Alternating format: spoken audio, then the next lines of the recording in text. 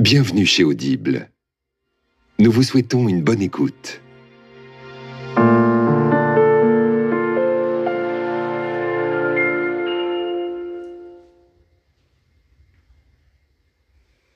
Audible Studio présente Se libérer des pensées de Lionel Cruzille.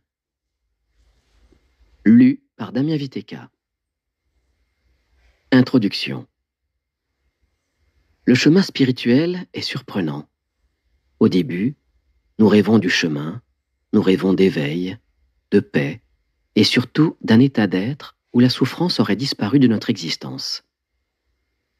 Mais si nous sommes sur une voie authentique, tôt ou tard, nous verrons que tout cela n'était que rêve. En vérité, la réalité est encore plus belle.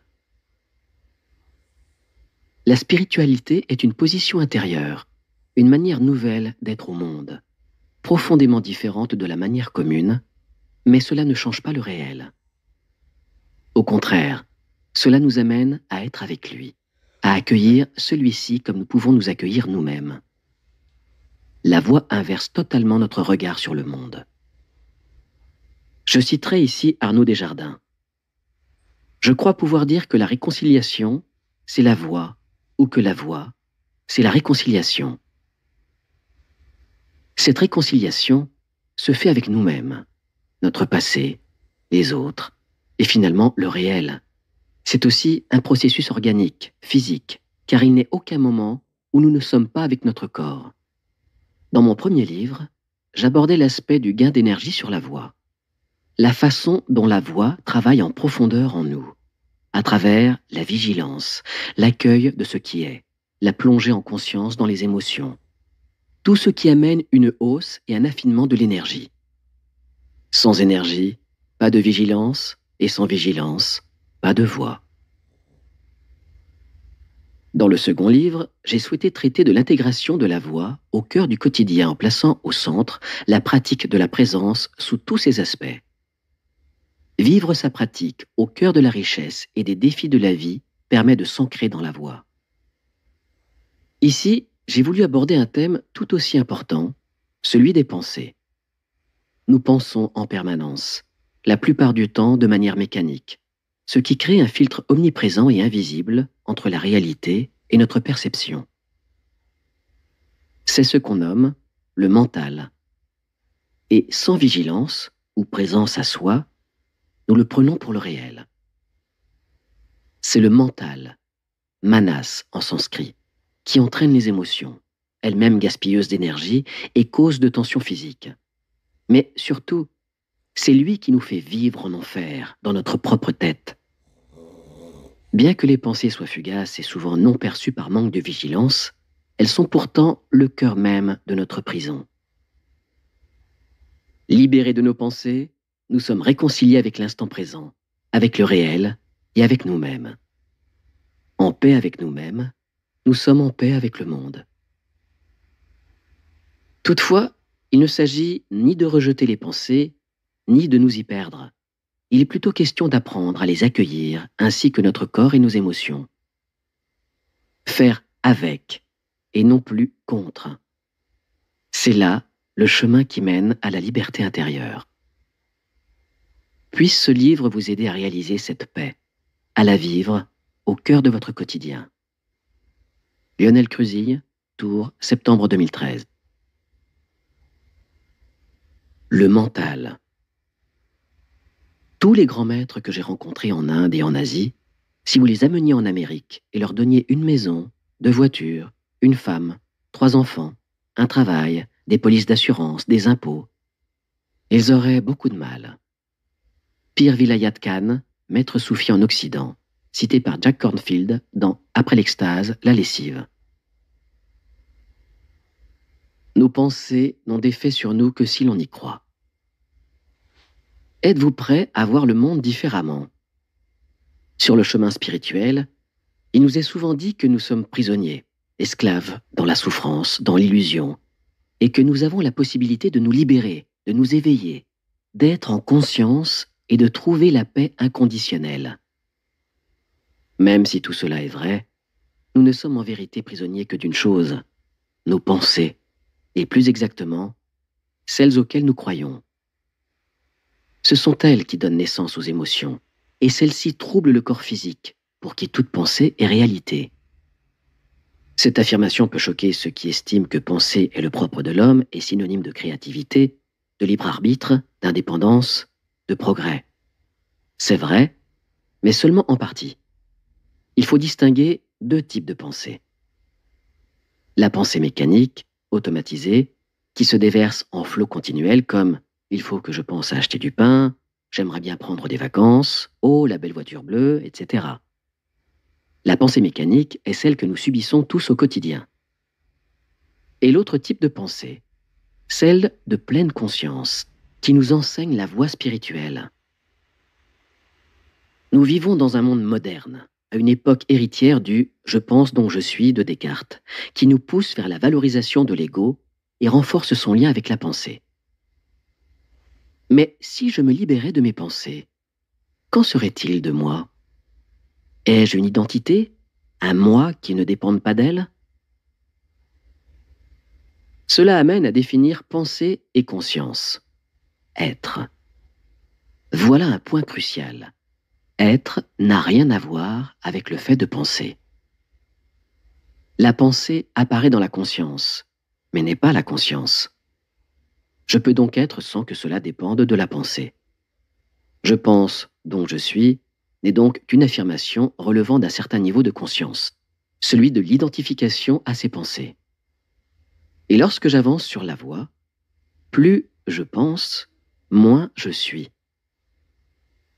Pour aborder cette nouvelle conscience de soi, il nous faudra définir des termes nouveaux.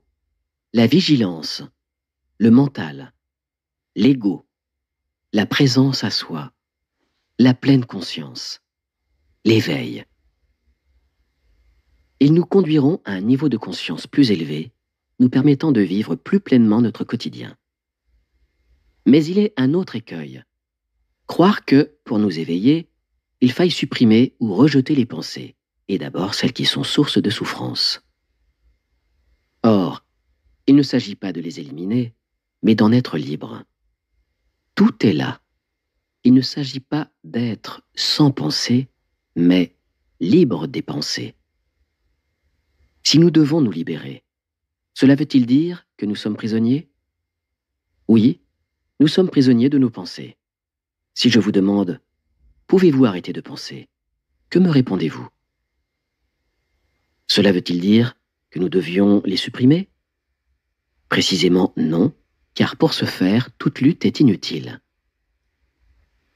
Tout effort de destruction crée une énergie qui suscitera en réaction une énergie inverse de force égale, car l'univers cherche l'équilibre en toute chose. C'est pourquoi nous n'allons pas chercher à contrer les pensées, mais à les accueillir, puis à les laisser repartir, sans nous y accrocher. Nous y reviendrons en détail plus loin. Ce mouvement favorise la créativité. Il est le reflet d'une pensée neuve et fraîche, issue d'un espace intérieur précisément plus vaste que le mental seul. Il laisse de côté la pensée qui nous assujettit à nos croyances, à nos émotions, qui restreint et sclérose cet espace intérieur. Se libérer des pensées ouvre cet espace intérieur. Nous pouvons aussi percevoir différemment l'espace autour de nous, désormais libre de toute interprétation. Ce que nous pensons de telle personne, de tel événement, sur le passé, le présent ou l'avenir, est-ce vrai? Est-ce la réalité ou simplement ce que nous pensons de la réalité? Peu à peu, nous pouvons cesser de croire que nos pensées sont la réalité. Nous allons développer un état de conscience ouvert à la fois à ce qui se produit en nous, autour de nous, la vigilance. Grâce à elle, nous pourrons voir nos pensées, les questionner, puis les laisser partir. Grâce à elle aussi, nous verrons qu'au-delà de nos pensées demeure la conscience une, et par là même, la paix. Alors, comment nous y prendre? Comment nous libérer de nos pensées? Le mental. Soyons clairs, être libre des pensées ne veut pas dire ne plus penser du tout. Penser n'est pas un problème en soi, c'est la croyance que nos pensées sont la réalité qui engendre la souffrance. En vérité, nous adhérons quasiment à toutes nos pensées. C'est ce qu'on appelle communément le mental dans le vocabulaire de la spiritualité.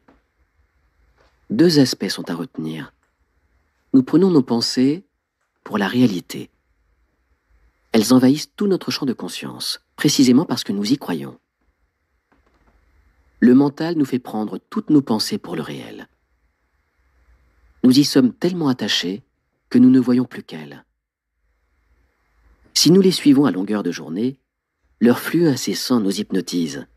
Ils charrient nos inquiétudes sur l'avenir, nos regrets sur le passé, notre refus du réel ici et maintenant. Toutes nos pensées nous exilent de nous-mêmes. Nous ne voyons ni le monde ni les gens qui nous entourent, mais seulement ce que nous projetons sur eux en permanence et de façon inconsciente, et ce, sur toute chose, y compris sur nous-mêmes. Prenons un exemple concret. En réunion, une personne vous regarde avec colère. Vous le prenez pour vous. Mais en fait, ça ne vous concerne pas. Il est arrivé au bureau avec cette colère qui perdure alors qu'il vous regarde. Cela vous touche, vous interprétez cela et en tirez hâtivement des conclusions fausses. Il en va de même à longueur de journée avec votre patron, votre conjoint, avec vos projets, etc.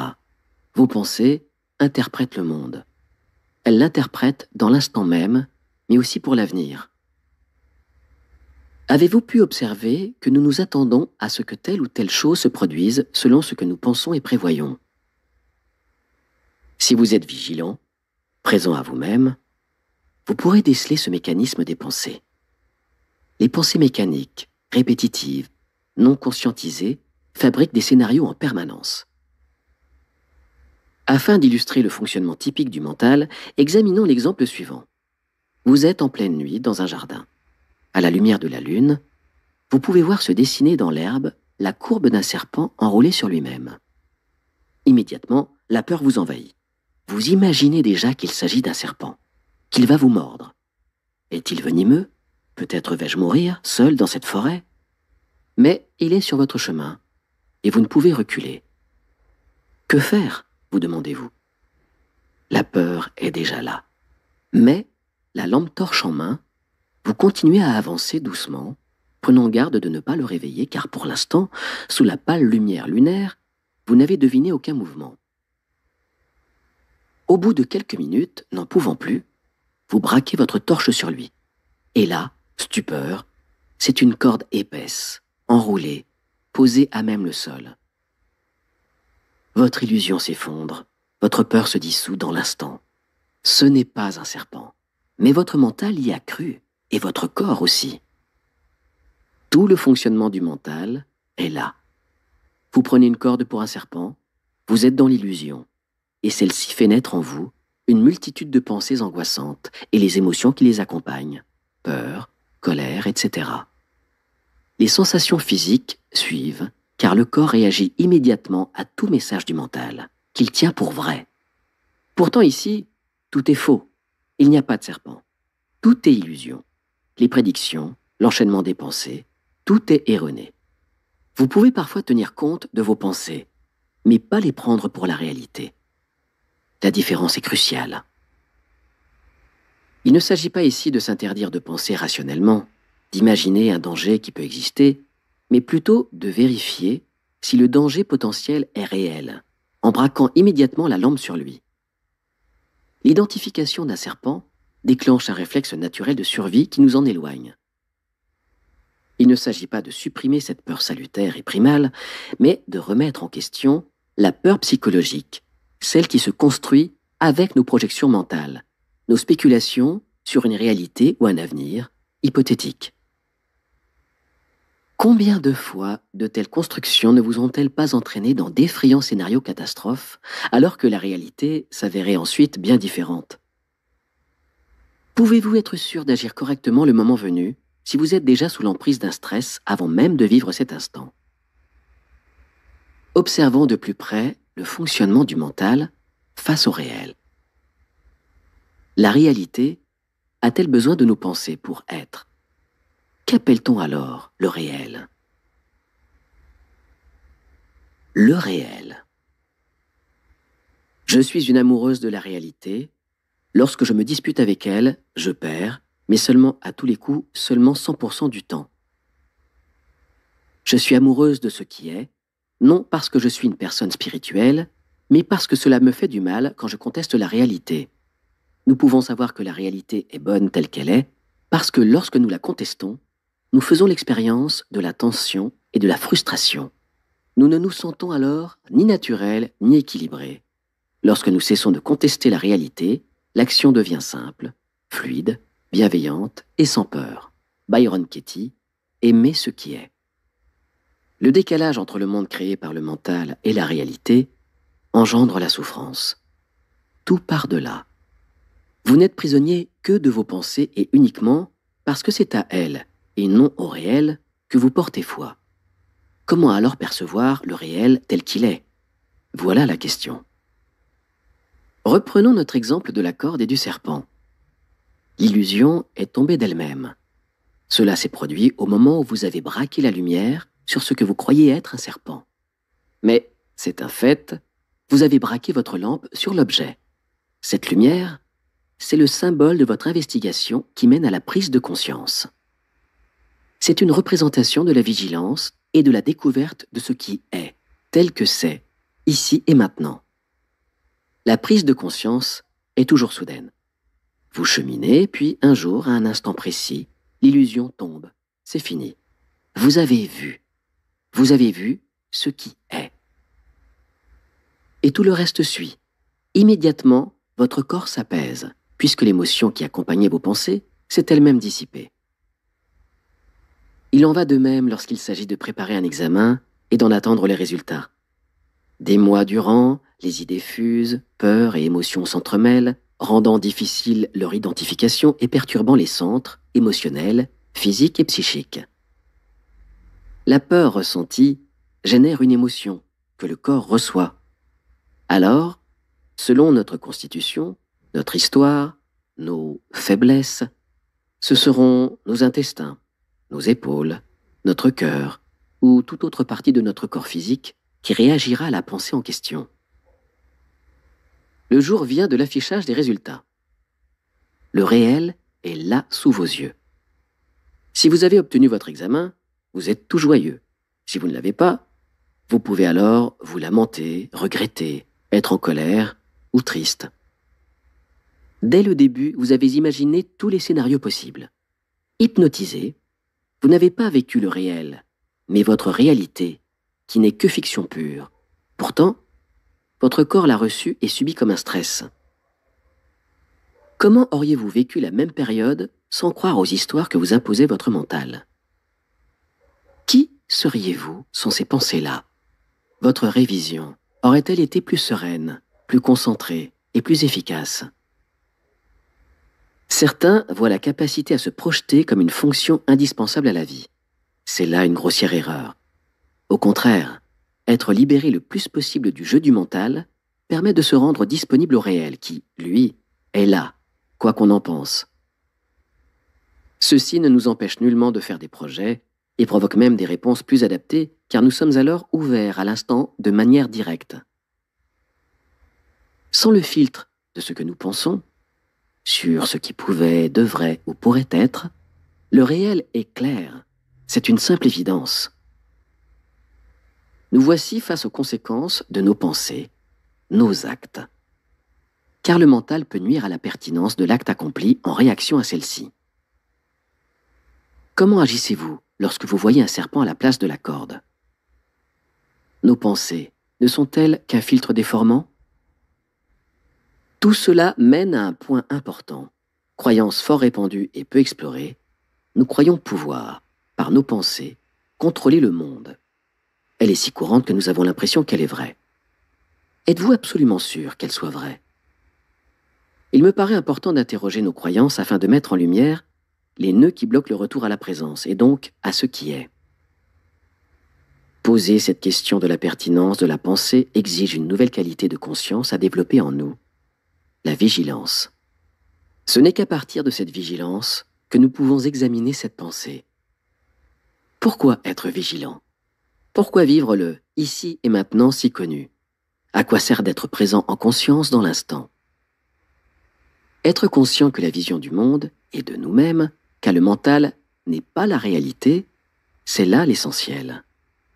Nous pouvons alors ne plus être esclaves de la pensée parce que nous en sommes conscients.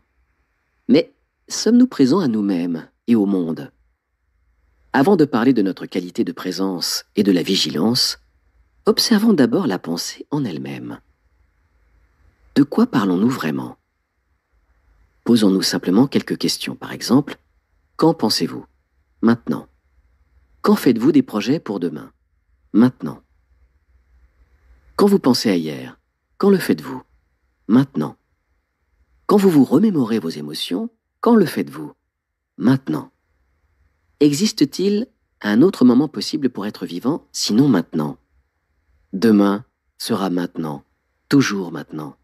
Aujourd'hui est le futur d'hier. Ainsi, toutes vos pensées n'ont toujours lieu que maintenant, et elles interprètent l'instant, maintenant.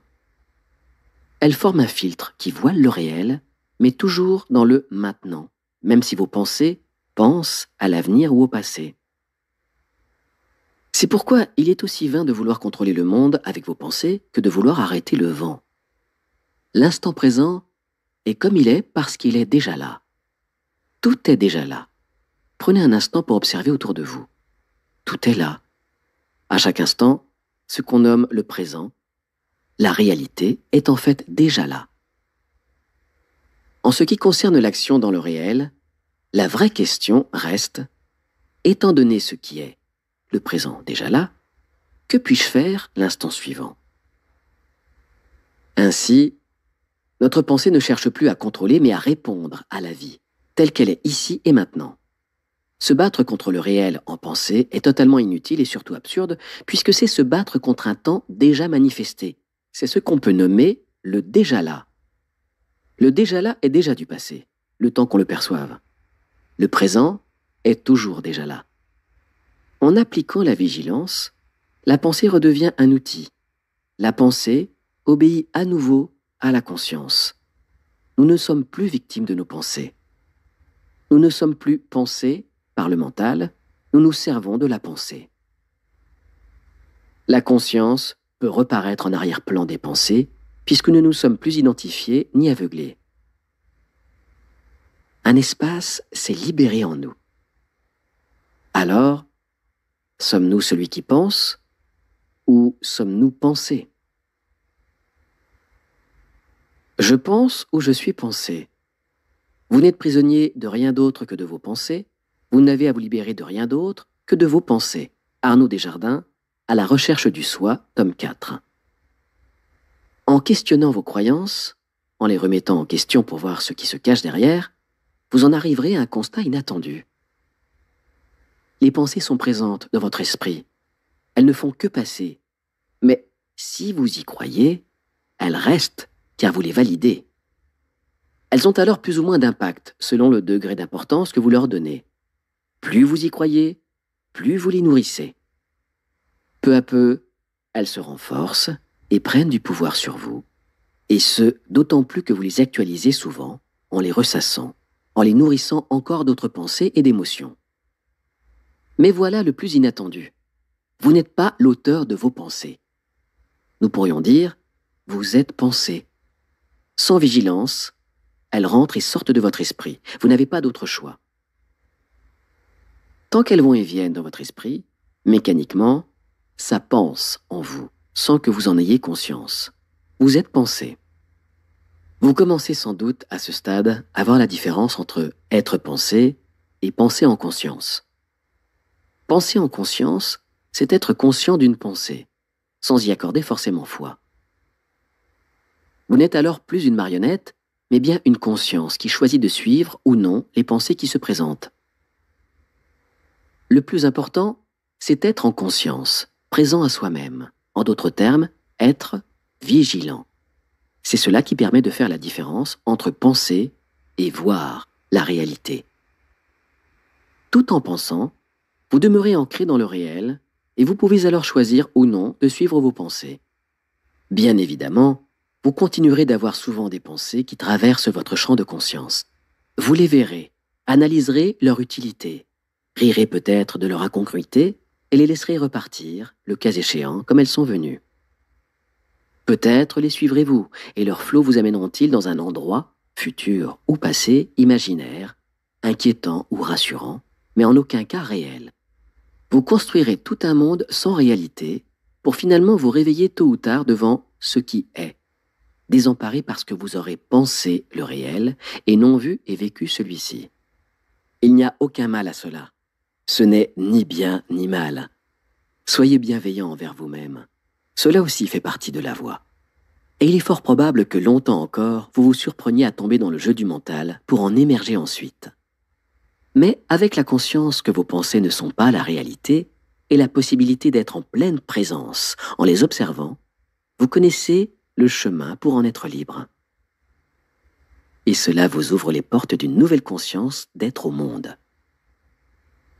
Vous découvrirez que derrière vos pensées, au-delà du mental, demeure une paix que vous pouvez vivre.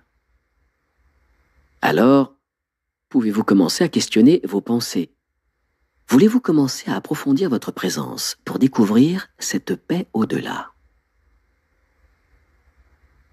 La méditation. Pour découvrir la paix au-delà de vos pensées, il faut vous exercer. Un des meilleurs exercices est la méditation de pleine conscience. Elle vous exerce à la vigilance et à l'accueil.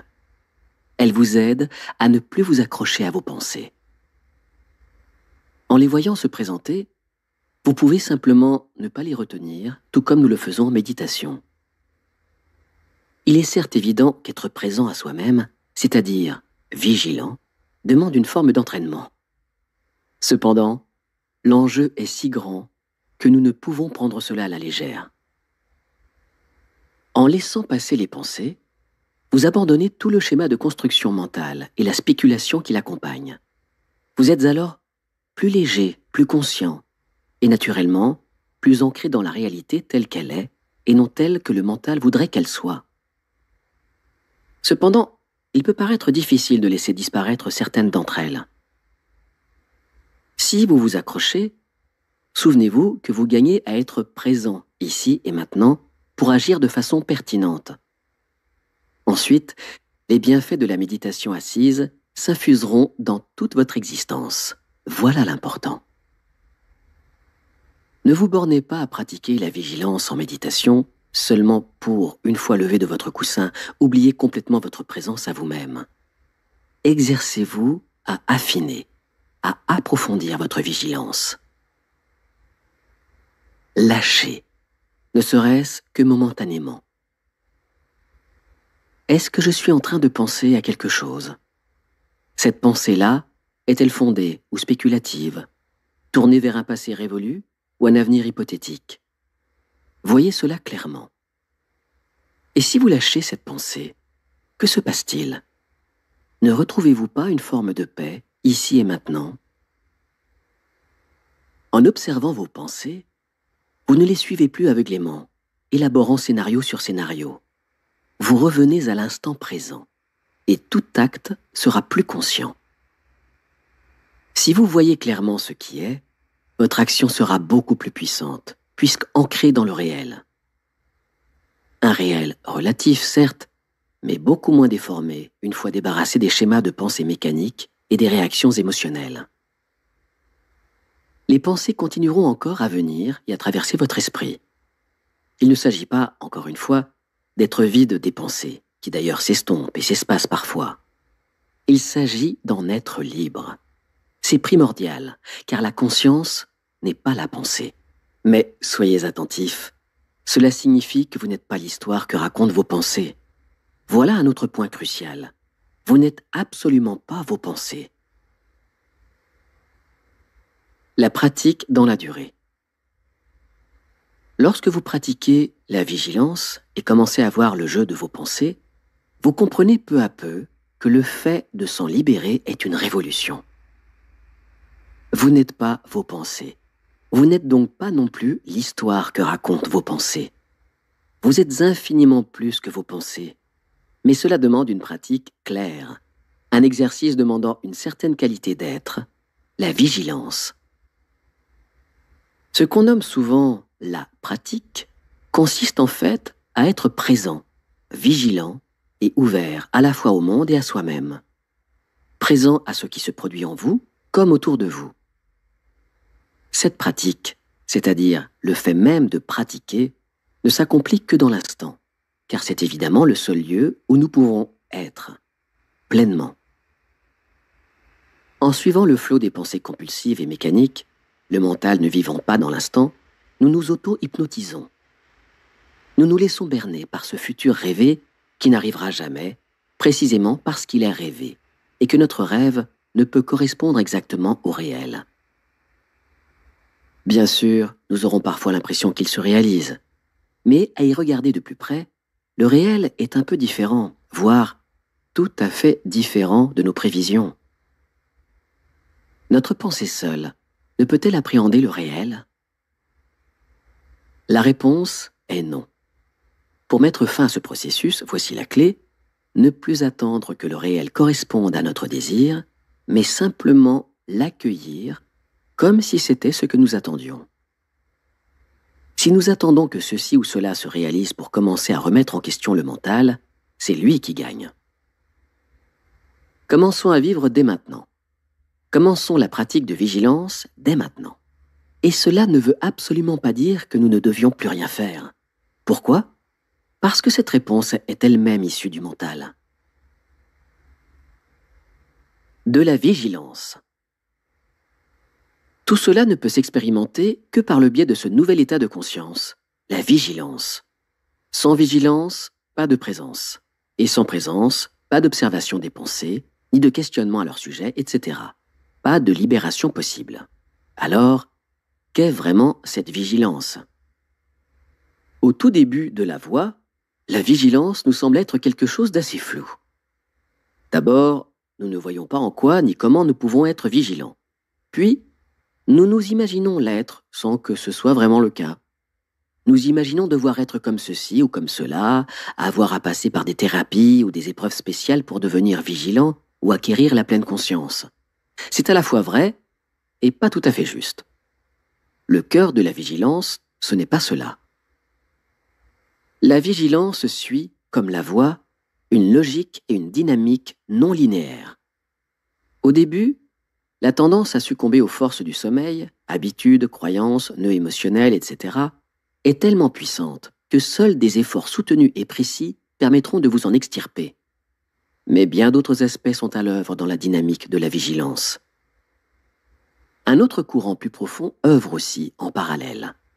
Au-delà de vos efforts volontaires, existe une part de grâce, la part du divin, dirait-on en langage religieux. La vigilance est le reflet même de la présence, ouverte, disponible, profonde et vaste.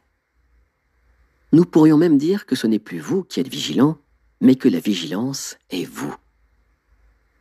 C'est un courant qui vous traverse, parfois fort, parfois réduit à un filet, mais toujours présent. Vous êtes comme relié à la présence même du monde. En vérité, ni vous ni personne ne l'aviez jamais quitté. Mais désormais, cela est visible. Cela est accessible et demeure au fond de vous comme une grâce. Seule la pleine présence vous permet de voir vos pensées et de ne plus les suivre aveuglément. Vous gagnez alors en liberté intérieure. Mais, là encore, ne rêvez pas votre chemin. Vivez-le. Le piège d'attendre en pensée des résultats spirituels. Dieu vous connaît quand vous vous connaissez vous-même, la vérité est vous-même, cessez de vous en éloigner en lui courant après. Isargadatta Maharaj, je suis. Le fait de repérer nos projections vers l'avenir a une conséquence primordiale, celle de ne plus attendre le résultat de notre propre pratique spirituelle. L'attente d'un résultat, somme toute normal, peut devenir un véritable obstacle à la longue, précisément parce que l'on fait là le jeu du mental. Certes, vous visez un but, c'est évident, mais dans le même temps, revenez au réel. Voyez ce qui est, ici et maintenant. Partez toujours de là, afin de ne pas nourrir les fantasmes des hautes réalisations spirituelles qui, peut-être, ne se réaliseront jamais. Faites avec ce que vous êtes maintenant, avec qui vous êtes, vos imperfections, votre quotidien. C'est là qu'est votre réalité. Et c'est à partir de là seulement que se déroule votre chemin. L'attente en pensée ou la projection de résultats à venir constitue un écueil, subtil, mais très fréquent. D'une part, parce que nous mélangeons l'être et l'avoir. Si j'avais cela, je serais, quand j'aurais cela, je pourrais. Mais le fait d'être ne dépend pas de l'avoir. Avez-vous déjà vu des personnes qui n'ont rien ou presque et qui pourtant sont en paix? Sujet ô combien plus profond qu'il n'y paraît. Être n'est pas soumis aux conditions de l'avoir, bien qu'on prétende souvent le contraire. Nous vivons d'autre part en complet décalage temporel, car le flux des pensées s'inscrit dans le temps, passé et à venir. Or, qu'en pensez-vous? Maintenant. Nous l'avons déjà dit, et y reviendrons plus loin, mais sous un angle différent. Si bien que, de minute en minute, de mois en mois, nous atermoyons en permanence, sans nous en rendre compte, et la paix est alors toujours reportée à demain ou à un moment soi-disant plus opportun. Nous pensons alors notre vie, au lieu de la vivre pleinement. Dans les deux cas, nous conditionnons l'inconditionnel. Nous donnons une cause à ce qui est acausal, l'être, la conscience. Nous sommes déjà cette conscience, cette paix, au-delà du flux des pensées. L'être est déjà là, ici et maintenant. Et l'instant qui suit, bien sûr, car il est le présent. Or, qu'existe-t-il hormis l'instant présent? Cela voudrait-il dire qu'il ne faut plus rien prévoir? Bien sûr que non. Cela ne veut pas dire que nous ne puissions faire de projet, même pour l'instant qui suit. La pratique de la vigilance, le fait d'être ici en conscience, demande d'être complètement ouvert à ce qui est. Tout ce qui est, et non uniquement à ce qu'on pense qui est. Nous libérer des pensées ne dispense pas de retomber parfois dans nos soucis, nos peurs ou nos troubles sous prétexte que l'être ne relève pas de conditions et que, désormais, nous ne sommes plus esclaves de nos pensées. Cela serait un pur déni. Ce qui englobe tout ce qui est, y compris le fait que notre vigilance puisse défaillir, et c'est bien naturel, ou que nous puissions être à nouveau identifiés à un jeu du mental plus puissant que d'autres. Sinon, nous rejetons une part de ce que nous considérons comme nos faiblesses au nom d'un idéal spirituel élevé, ce qui nous soumet à lui, et le rend bien sûr inatteignable. Les idéaux, s'ils servent de moteur, peuvent être intéressants un temps, mais s'ils font office de frein et nous cassent, ils se transforment alors en croyances limitantes. Elles peuvent être dépassées en acceptant notre imperfection humaine. Nous sommes tous imparfaits. Voyez qu'il vous faut aussi lâcher la pensée. Je serai parfait dans ma pratique de libération des pensées. Par là même, nous revenons à une pratique saine, dans l'instant. Dès à présent, nous pouvons prendre conscience qu'attendre un résultat dans l'avenir est un piège.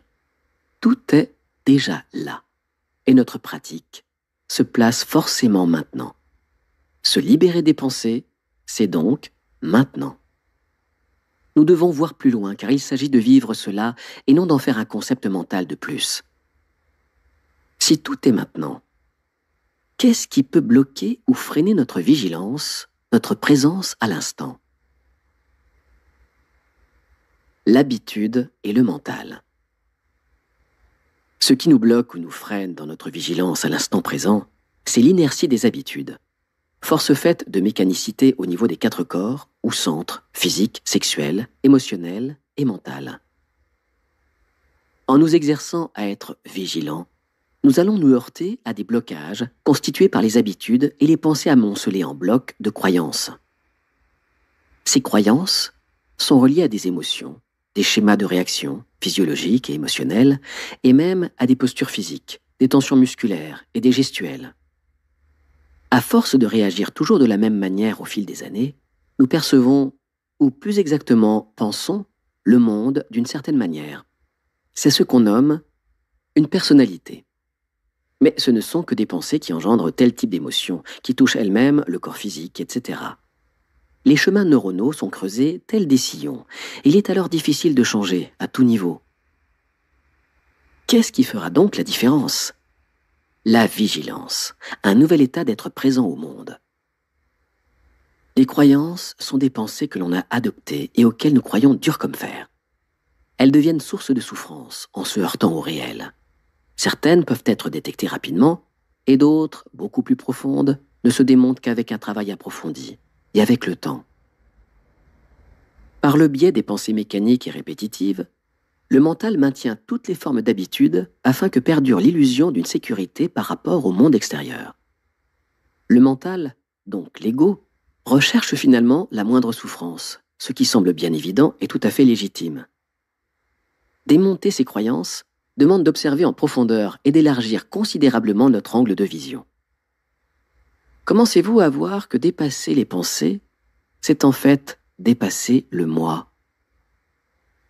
Derrière tous les comportements, derrière l'ensemble de ce qu'on nomme une personnalité, se tiennent en fait des pensées-croyances qui structurent toutes nos réactions, y compris nos habitudes.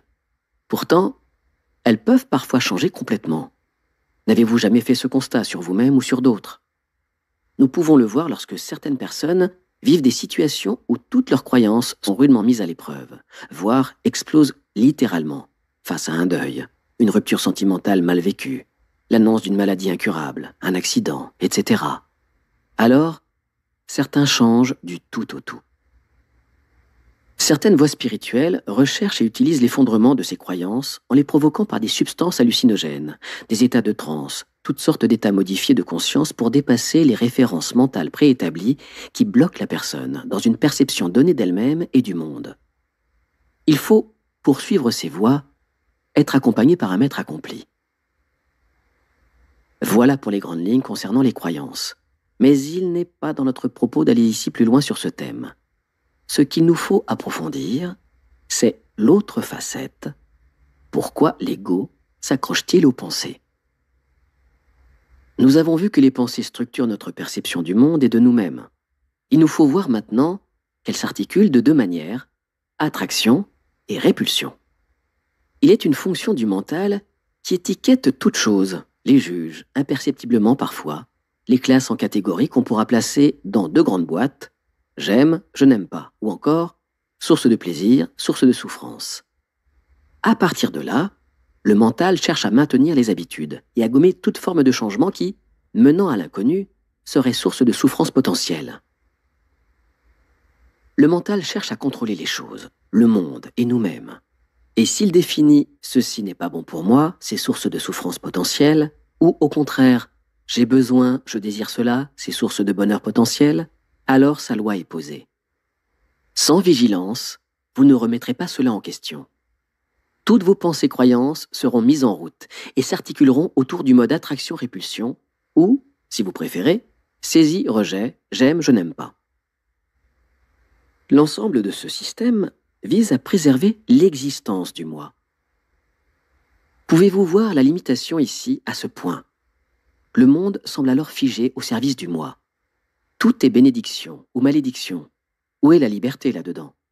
Le monde n'est pas figé comme veut nous le faire croire, malgré lui, dirais-je, le mental. Il n'est pas noir ou blanc. Il est tellement plus beau, plus vaste, changeant, profond, insondable même. En marchant sur la voie, nous nous rendrons compte peu à peu que le monde n'est absolument pas figé. Nos pensées, nos croyances et nos jugements sont figés, le monde non. Si en apparence, les choses, les personnes, les êtres vivants semblent changer lentement, il n'en est rien en vérité. Tout change tout le temps, nous compris. Mais le mental refuse en quelque sorte ces changements et tente par tous les moyens, par toutes les pensées-croyances sur lesquelles est fondée son existence, de maintenir l'illusion que rien ne change, que rien ne nous touche. Il tente de lisser les choses, de les gommer, ou, si cela devient insupportable, il tente de les détruire, ou bien de compenser avec des choses rassurantes, des désirs à réaliser, fussent-ils chimériques ou inutiles. Pouvez-vous calmer la soif avec du sel? Pourtant, en suivant ce processus aveuglément, nous buvons à longueur de temps de l'eau de mer. L'ego, dépendant du mental, peut croire que cela ne nous concerne pas, ce qui est lié à cette volonté du mental de nous faire croire qu'avec nos pensées, nous pouvons contrôler le monde. Un sage dicton prévient que d'un bien peut sortir un mal et d'un mal peut sortir un bien. Dès lors, pouvons-nous être sûrs du jugement que portent nos pensées sur le réel? Imaginez un père qui a besoin de son fils unique pour moissonner sa récolte de blé bientôt arrivée à maturité. Mais celui-ci se casse une jambe, est immobilisé.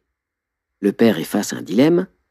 Il ne peut se permettre de perdre cette récolte, mais ne peut moissonner seul, a besoin d'aide, et pas les moyens d'employer des ouvriers. De multiples pensées l'assaillent alors. Inquiétude pour la santé de son fils, recherche de solutions, contes faits et refaits, colère contre l'injustice de la vie, amplifiée par le souvenir de la douleur du deuil récent de son épouse, peur de l'avenir. Témoin des tourments de son père, le fils culpabilise de ne pouvoir lui venir en aide. Mentalement, émotionnellement et physiquement, tous deux sont affectés durement. Survient alors l'écho d'une guerre qui implique la conscription immédiate des jeunes gens et à laquelle échappe le fils du fait de sa jambe fracturée. Le père réalise alors que grâce à cette blessure, son fils ne sera pas exposé aux affres de la guerre. Dans le même temps, un jeune du village accepte de travailler à la moisson en échange de sacs de farine. La moisson aura lieu sans dépense. Voyez-vous la mise en perspective et le recul que permet cette petite histoire? Ce qu'il en ressort, premièrement, c'est que d'un événement en apparence tragique peut naître un bienfait plus grand que la difficulté précédente. L'inverse est aussi vrai car au final, le sens du courant de la vie continue inexorablement, alternant justement ces phases. La voie nous amène aussi à accepter le mystère, avancer dans l'inconnu. C'est un aspect à la profondeur insoupçonnée. C'est aussi dépasser nos pensées sur le réel pour rejoindre la vie telle qu'elle est. Qui peut donc véritablement connaître les raisons profondes de ce qui se produit? La différence principale entre un homme ordinaire et un guerrier est que ce dernier prend tout comme un défi, tandis qu'un homme ordinaire prend tout comme une bénédiction ou une malédiction. Don Juan à Castañeda, Histoire de pouvoir. La voie nous amène à constater que les pensées se glissent entre ce qui est et notre perception du réel. Nous ne voyons ainsi jamais le monde tel qu'il est, mais uniquement tel que nous l'imaginons, à travers le filtre de notre mental, plus ou moins opaque. Autrement dit, nous ne voyons pas le réel, mais ce que nous pensons de lui. Dans notre exemple précédent, le père paysan, désespéré et enragé de voir son fils blessé, incapable de moissonner avec lui. Toutes les pensées d'impuissance, de rancœur vis-à-vis du monde entier et le sentiment de son malheur en faisaient une expérience terrible pour lui. Il n'est pas question ici de juger, ni même de culpabiliser. Nous regardons simplement comment fonctionne le mental. Nous soulevons le capot du moteur et observons. Le père se sentait, comme chacun le fait naturellement, personnellement visé par la vie. Toutes ses pensées tournaient sans cesse dans son esprit. Il prenait sa situation comme une malédiction personnelle, uniquement parce qu'il croyait ce que disaient ces mêmes pensées. Puis, elles se sont brutalement inversées lorsque sa blessure a permis au fils d'échapper à la conscription. Tout cela est alors soudainement devenu une bénédiction. Vu sous cet angle, il devient clair que cet homme est le jouet de ses pensées. Ce qu'il croyait mauvais, ce qu'il pensait mauvais, est devenu bon pour lui. Quand la vie appuie d'un côté, il est malheureux. Quand la vie appuie de l'autre, il est heureux. Mais il en va de même pour chacun de nous, tant que nous croyons à ce que nous disent mécaniquement nos pensées. Où est la liberté dans cette mécanicité? La liberté est à l'intérieur de nous, dans notre façon d'être face aux événements. Croyez-vous ou non ce que disent vos pensées sur ce qui est ici et maintenant, ou pire, sur ce que réserverait l'avenir? Ce processus-là reste le même durant toute notre existence, dans un sens ou dans l'autre, selon ce qu'on nommerait la bonne ou la mauvaise fortune. Un jour, cela nous apparaît comme une malédiction, un autre comme une bénédiction. Pourquoi? Parce que nous croyons au jugement de nos pensées sur le réel. Si ce paysan avait vu et accepté simplement ce qui est, sans résignation, mais simplement en faisant avec la situation, peut-être aurait-il moins, voire pas, souffert des pensées qui l'accablèrent jour après jour. Pourtant, voici ce qu'était sa réalité sur le moment. Son fils est blessé et ne peut l'aider. Rien ne pouvait faire qu'il ne soit pas blessé. Ce qui est, est. Bien sûr, il pouvait, l'un comme l'autre, tenter de trouver des solutions pour guérir sa jambe au plus vite ou embaucher d'autres gens, par exemple. C'eût été un fonctionnement logique de la pensée appliquée au concret.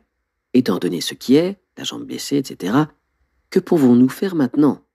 Ils ont d'ailleurs fini par le faire, mais entre-temps, une énergie considérable avait été dévorée par les émotions, les pensées troublant le corps et l'esprit, sans rien apporter de plus à la situation.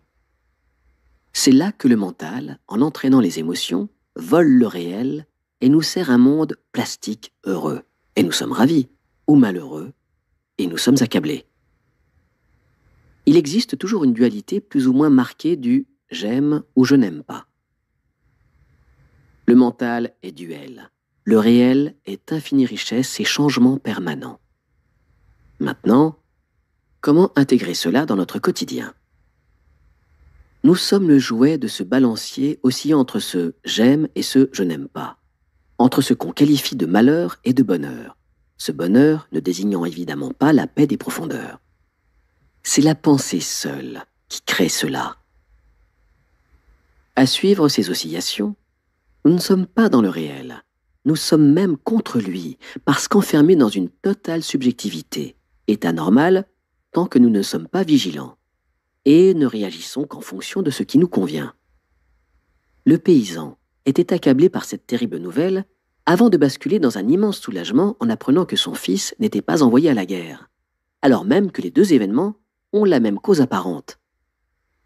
Voilà le balancier bonheur-malheur, j'aime, je n'aime pas à l'œuvre, celui que nous subissons tout au long de nos existences, à moins de remettre en question nos pensées et de travailler notre vigilance à l'instant présent. Présent à nous-mêmes et au monde, dans l'instant, nous pouvons nous désidentifier des schémas qui, sans cela, nous domineraient, puisque nous y accordons foi sans même nous en rendre compte. Par la pratique de la présence, nous comprenons que, la plupart du temps, le mental se trompe complètement sur la réalité, ne voyant qu'une part déformée par le prisme du mental et de nos croyances muettes et profondes. Nous ne voyons pas la totalité de ce qui est. Pensez-vous vraiment pouvoir tout contrôler avec vos pensées? Alors que tout change tout le temps, le monde scientifique le redécouvre à travers les sciences modernes, le mental, lui, minimise les phénomènes de mutation et tente de gommer ces changements. Voici ce qu'il fait en permanence. Il compare tout à une réalité illusoire qui, selon lui, devrait être, aurait été, ou sera peut-être un jour. On peut dire alors qu'il fait du vieux avec du neuf. Et le mental n'est que le flot incessant de pensées mécaniques. Faire du vieux équivaut à habiller le changement qui, lui, est tout neuf, des vieilles interprétations sur le réel. Bien sûr, tout y passe, le beau temps, la pluie ou le voisin, ce qui donne des phrases du type « c'est toujours pareil », etc. ou « oh, il fait moche aujourd'hui ». Est-ce qu'il fait moche? Moche par rapport à quoi? À un autre jour où il a fait beau? Moche par rapport à ce que nous voudrions que le temps soit? Le temps d'ailleurs peut-il être moche? En tout cas, ce ne sont là que comparaisons, soit avec le passé, qui n'existe plus, soit avec le temps qu'on désire à la place de la réalité. S'il pleut, il pleut. C'est le temps tel qu'il est. Est-ce bien? Pour certains paysans, oui, peut-être. Pour le jeune garçon qui patauge de joie dans les flaques aussi. Moins pour la femme en robe et sandales attendant à l'arrêt de bus. Tout n'est que comparaison et pensée totalement subjective sur le réel. Un jour, nous qualifierons cela de bien et de mal dans une situation à venir. C'est là un autre aspect du balancier évoqué plus haut. Soit vous êtes conscient de ces pensées, de ces jugements sur le temps, les autres, vous-même, en permanence et vivez les émotions qui y sont liées, soit vous n'en êtes pas conscient, et dès lors, vous en êtes le jouet, voire l'esclave. Si vous n'en êtes pas conscient, votre mental, en effet, y adhère automatiquement, et votre cinéma intérieur est déjà en marche. Plus ou moins subtilement, vous êtes déjà en train de penser la réalité et non plus de la vivre pleinement. Soit vous êtes pensé, soit vous êtes en présence, et dans la possibilité de ne pas suivre, de ne pas croire chaque pensée qui passe. L'enfer dans notre tête. Personne ne vit dans le monde, chacun vit dans son monde. Swami Prajnanpad. Esprit zen, esprit neuf, disait le maître zen Suzuki. Le neuf, c'est donc l'instant présent. Toujours neuf, car tout change tout le temps. C'est aussi la possibilité de la pensée neuve. Sachant cela, nous devons voir clairement que le mental interprète immédiatement et compare avec ce qui a déjà existé ou ce qui pourrait exister à la place de ce qui existe réellement. En soi, ce n'est pas un problème puisque c'est ainsi que l'on peut évoluer dans le monde extérieur. Le dysfonctionnement réside dans la suprématie totale de ce mécanisme. Alors, pouvons-nous dire « Stop, je ne pense plus » ? Non. Nous pouvons par contre dire « Est-ce que je crois ou non à cette pensée ?» Si nous pouvions dire « Oh, cette pensée est intéressante, mais n'a aucune réalité. Je la laisse partir aussi vite qu'elle est venue. » Nous serions libres de suivre nos pensées ou non. Or, ce n'est pas le cas. Vous n'êtes pas libre de vos pensées, car non seulement vous ne les voyez pas clairement, mais en plus, fatalement, vous y croyez. Nous y croyons tous. Tout le monde croit en ses propres pensées. Tout est là. De là naît le malin, le diable, du grec diabolos, celui qui divise, qui sépare le réel et l'imaginaire. De là naît l'enfer dans notre tête, qui peut devenir un paradis si nous découvrons l'unicité avec le réel, manifestation du tout. Comment abattre cette division qui s'édifie en nous ? En la voyant, en la questionnant, puis en relâchant la pensée pour qu'elle retourne à la vaste conscience d'où elle a émergé. Ainsi d'une émotion, issue d'une pensée qui nous a traversé l'esprit, mais à laquelle on a cru, même fugitivement. De même, nous ne connaissons véritablement une émotion ou une pensée que lorsque nous l'avons investiguée, questionnée, et que nous l'avons vue clairement, en face et en profondeur. Alors son pouvoir tombe. Dès lors que vous avez vu, comme dans notre premier exemple du serpent et de la corde, l'illusion s'effondre d'elle-même. Au début, tout cela semble une pratique difficile à concrétiser dans notre quotidien. Mais peu à peu, cela se fluidifiera et deviendra simplement une pratique d'accueil. Accueillir ce qui est, comme on le voit souvent dans nombre de voies, c'est aussi accueillir vos pensées, vos émotions, vos sensations physiques. Devons-nous combattre pour nous libérer de nos pensées ? Vous n'avez pas à chercher à détruire l'illusion, cela ne fonctionnera pas. Vous n'avez pas à lutter contre elle non plus, cela ne ferait que la renforcer. Il ne s'agit pas de force, mais de souplesse. Il ne s'agit pas de détruire, mais de lâcher prise pour découvrir une autre manière d'être. Questionnez votre mécanisme, vos pensées, et voyez-les en conscience, la lumière braquée sur le serpent. Ensuite, vous avez vu. Vous savez que ce n'est pas la réalité, mais seulement ce que vous pensiez de la réalité. C'est aussi ce que l'on appelle l'accepter, c'est-à-dire reconnaître ce qu'elle est. Que faire quand vous commencez à voir clairement que ce qui est reflète ce que vous pensez de manière négative la plupart du temps? La pensée positive. Tout travail sur la pensée nous amène tôt ou tard à tendre vers la pensée positive. Même si, sur la voie spirituelle, nous allons vers un au-delà de la pensée, c'est-à-dire que nous la dépassons, cela ne nous empêche pas de travailler sur elle lorsqu'elle se révèle négative. Par le biais de la vigilance, vous pourrez peu à peu voir vos pensées à l'œuvre. Il est possible que vous remarquiez alors qu'elles sont souvent négatives, à propos de l'avenir, d'une vision présente déformée sur les gens, sur vous-même ou sur le passé. La vigilance vous offre alors une grande opportunité autant qu'un défi. Transformez votre pensée négative en pensée positive. Ce n'est pas encore être libéré de la pensée, mais c'est un bon début. Ce n'est pas non plus, j'y attire votre attention, vous auto-hypnotiser avec des pensées positives répétées à longueur de journée afin de vous auto-persuader. Non, car ce système ignore les croyances profondes subconscientes, voire inconscientes, pour ne garder qu'une technique appliquée aux seules pensées de surface. La vigilance, quant à elle, vous permet de voir ici et maintenant ce qui se joue en vous, voir quelle pensée court dans votre esprit. Si celle-ci est négative, vous avez la chance de pouvoir la questionner, puis de la transformer en pensée positive. Voici un exemple. Je suis en retard pour une importante réunion. Mon patron va encore être fâché et je ne vais pas avoir d'augmentation de salaire. Qu'en savez-vous? Est-ce la réalité? Ou ne sont-ce que des possibilités? Arrivé à votre bureau, vous constatez que tout le monde est en retard à cause de la même grève surprise. Et toute votre angoisse ainsi que les pensées associées s'envolent. Elles se dissipent devant le réel. Autre possibilité, vous arrivez seul en retard, mais exceptionnellement, votre patron est absent, et c'est un ami qui se charge d'animer la réunion. Idem.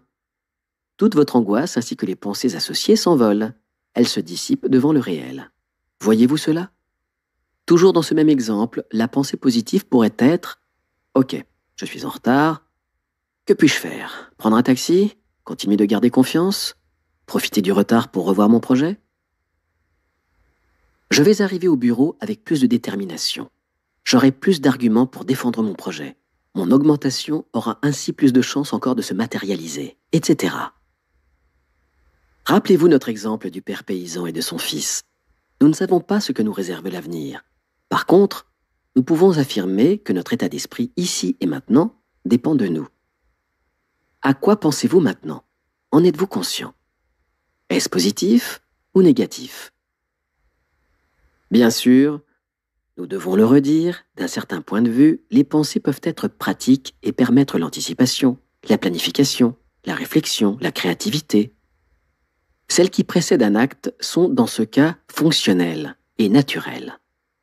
C'est là l'utilisation saine de la pensée, qui est, dans ce cas, un outil au service de la présence, à l'opposé des pensées qui tournent en rond mécaniquement. Cela vaut aussi pour l'imagination, la créativité. Il s'agit donc d'être vraiment vigilant. C'est une position intérieure, radicalement nouvelle. Parfois, des pensées sombres se présentent au milieu d'un flux. Soudainement, une croyance ressurgit. Si je dis ce que je pense vraiment, on ne m'aimera plus. La vie est dure. L'amour n'est pas fait pour moi, j'ai toujours échoué. Si je me montre tel que je suis, on va me rejeter. On doit souffrir pour gagner le respect au travail. Le monde extérieur est dangereux. Mes parents ne m'ont jamais aimé. Etc. N'avez-vous jamais ce genre de pensée? Observez-vous et tentez de voir de plus près. Une vigilance précise et affinée doit naître en vous, car le plus souvent, nous n'avons pas conscience de ce type de pensée. Elles sont en filigrane, quasi subconscientes. Du temps et une investigation patiente sont le plus souvent nécessaires. Prenons un nouvel exemple. Imaginez que vous rencontriez une personne qui vous fait penser à quelqu'un d'autre. Instantanément, si vous n'êtes pas présent à vous-même, le mental vous la fait comparer à celle-ci et déjà le cortège d'émotions, de sensations et de pensées croyances est entré en jeu. Si vous êtes en présence, vous pouvez les laisser simplement passer. Sans vigilance, vous comparez et jugez. Et ces quelques pensées anodines vont complètement modifier votre rapport à cette personne ainsi que tout ce qui va en découler, alors que vous ne la connaissiez pas du tout. Ce qui a tout changé, c'est que vous n'avez pas vu passer ces pensées. Elles se sont emparées de vous, et dès lors, vous les avez validées. D'emblée, vous êtes ou bien sur la défensive, ou bien en confiance. Simplement parce que votre mental vous a fait comparer, à la vitesse de l'éclair, ce visage, telle ou telle mimique, tel ou tel parfum, ou telle attitude avec le souvenir d'une autre personne plus ou moins similaire. Les pensées se sont superposées à la réalité. Pourtant, si vous y coupez court et les laissez aller sans les retenir, vous pouvez tenter d'accueillir cette personne telle qu'elle est dans l'instant. C'est-à-dire, vous ouvrir à qui elle est. Car cette personne est unique, cet instant est unique, et plus jamais il ne se reproduira. Cela, le mental ne veut pas l'entendre. Accueillez vos pensées, puis laissez-les partir. De cette façon, vous pourrez accueillir cette personne. Ceci montre bien l'ampleur de l'emprise qu'a le mental sur notre perception du monde. La pratique commencera en tant que telle dès qu'on ne croira plus à toutes nos pensées et qu'on ne les prendra plus pour la réalité. Elles ne sont pas la réalité. Elles peuvent aider, mais uniquement si nous les voyons pour ce qu'elles sont, des pensées. Elles aideront si ce sont des pensées conscientes, au service d'un acte et d'un raisonnement, ou encore si elles sont véritablement créatrices. Mais si nous prenons leurs histoires pour la réalité, nous en sommes esclaves, ni plus ni moins. Il est d'ailleurs intéressant de noter qu'une fois la vigilance exercée sur vos pensées et vos sensations, vous pouvez faire naître en vous une grande capacité à l'intuition profonde qui jaillira alors d'elle-même. Et si vous pressentez que quelque chose n'est pas juste, vous pouvez dès lors poser un acte en conscience. À l'inverse, sans vigilance ni conscience de votre intériorité, vous seriez soumis à votre mental qui ferait naître en vous des peurs, des attractions ou des répulsions, et vous seriez alors coupé de la réalité. Nous ne sommes qu'une partie du tout. À ce titre, nous ne pouvons avoir qu'une vision partielle du réel. De plus, notre mental fournit de manière incessante des pensées sur toute chose, tout le temps. L'erreur commune est de ne pas vivre dans le monde, mais de le penser. En découle la pensée racine de cette illusion. Nous pensons le monde à travers une illusion fondamentale, nous sommes séparés du reste du monde. Êtes-vous séparé du monde? Prenez un instant, lâchez vos pensées et examinez cela. Est-ce seulement possible? L'illusion de se croire indépendant et isolé du reste du monde est l'illusion fondamentale. On l'appelle l'ego. L'absence de réalité de l'ego. Être en paix et être vous-même, c'est-à-dire être ce que vous êtes, sont une seule et même chose. L'ego dit, peut-être à un moment donné dans l'avenir, je serai en paix. Si ceci ou cela se produit, ou si j'obtiens ceci ou cela, ou si je deviens ceci ou cela. Ou bien l'ego dit « Je ne peux jamais être en paix à cause de quelque chose qui s'est produit autrefois ». Si vous écoutez ce que les gens racontent, leurs histoires pourraient toutes s'intituler « Pourquoi je ne peux pas être en paix maintenant ?» L'ego ne sait pas que la seule occasion d'être en paix, c'est maintenant. Ou bien il le sait et a peur que vous le découvriez. Après tout, la paix, c'est la fin de l'ego. Eckhart Tolle, le pouvoir du moment présent. L'aspirant à la spiritualité commet très souvent l'erreur de croire qu'il doit se débarrasser de l'ego. C'est un mythe puissant dans le monde de la spiritualité, et ses conséquences sont parfois désastreuses. Ainsi, pendant des années, il peut risquer de travailler sur son ego tout en voulant se débarrasser de lui, chose qui se révélera inévitablement une impasse. Car la seule chose qu'il pourra constater si le travail est bien mené, c'est l'inconsistance réelle de l'ego. Ce « je » n'est pas celui qu'on croit. Bien sûr, nous avons tous des formes extérieures différentes, tous des « je » différents. Dans le monde manifesté, nous sommes des entités différenciées, selon nos formes corporelles, âge, sexe, culture, etc. Ainsi, ces différences extérieures renforcent le concept d'un moi séparé qui serait une entité indépendante du tout et disposant d'une volonté propre en quelque sorte non soumise aux lois du tout. Mais l'erreur se situe précisément dans le fait que ces entités sont différenciées, certes, mais non séparées. Car tout est interdépendant et interconnecté. Différencié, oui. Séparé, non. Plus encore, l'ego existe de la même manière qu'une ombre, insaisissable, inquantifiable. Il prend tout pour lui et filtre tout selon sa propre mesure qui elle-même change selon l'époque de notre existence. Toutefois, si vous vous posez cette profonde question « Qui suis-je ?», à quelle réponse arrivez-vous? De même, si vous vous posez cette autre question fondamentale « Qui serais-je sans mon histoire ?», qu'est-ce qui émerge en vous? Votre histoire est une somme de souvenirs, donc de pensées, de croyances et d'émotions enfouies et enquistées en vous, qui continuent de vivre dans l'ombre. Une blessure du passé que vous sentez encore est une émotion vivante au présent et qui perdure depuis le moment où vous l'avez vécue. Elle est simplement bloquée. C'est un conflit avec le réel encore actif, ici et maintenant, même si la blessure en question remonte à 20 ans, et cette émotion est reliée à une croyance. Alors, qui souffre? Comment notre émotion vit-elle encore après tant de temps? Observons d'abord ce qu'est ce « je ». Si vous plongez en méditation pour savoir ce qu'est l'ego, vous pourrez chercher longtemps et vous finirez par vous rendre compte de son inconsistance réelle. Pourquoi? Parce qu'il est en fait constitué d'un ensemble de pensées, de croyances que la mémoire a accumulées pour vous définir comme différent de l'autre. D'abord indépendant de votre mère, de vos parents, puis de votre famille, de votre culture, puis de tout autre extérieur à vous. Jonglant parmi les émotions, les pensées, la culture environnante, peu à peu et depuis la prime enfance, vous vous êtes défini par rapport aux autres et au monde extérieur, intégrant et faisant vôtre les jugements, remarques et perceptions d'autrui. C'est ce qu'a étudié la psychologie moderne, mais que connaissait également depuis longtemps la psychologie des anciens. Vous vous êtes construit ainsi. Sont ensuite venus s'y mêler vos propres émotions, vos souffrances, vos jugements sur vous-même et le monde. De tout cela, vous vous êtes fait une histoire et très tôt, vous vous êtes défini comme entité séparée du reste du monde.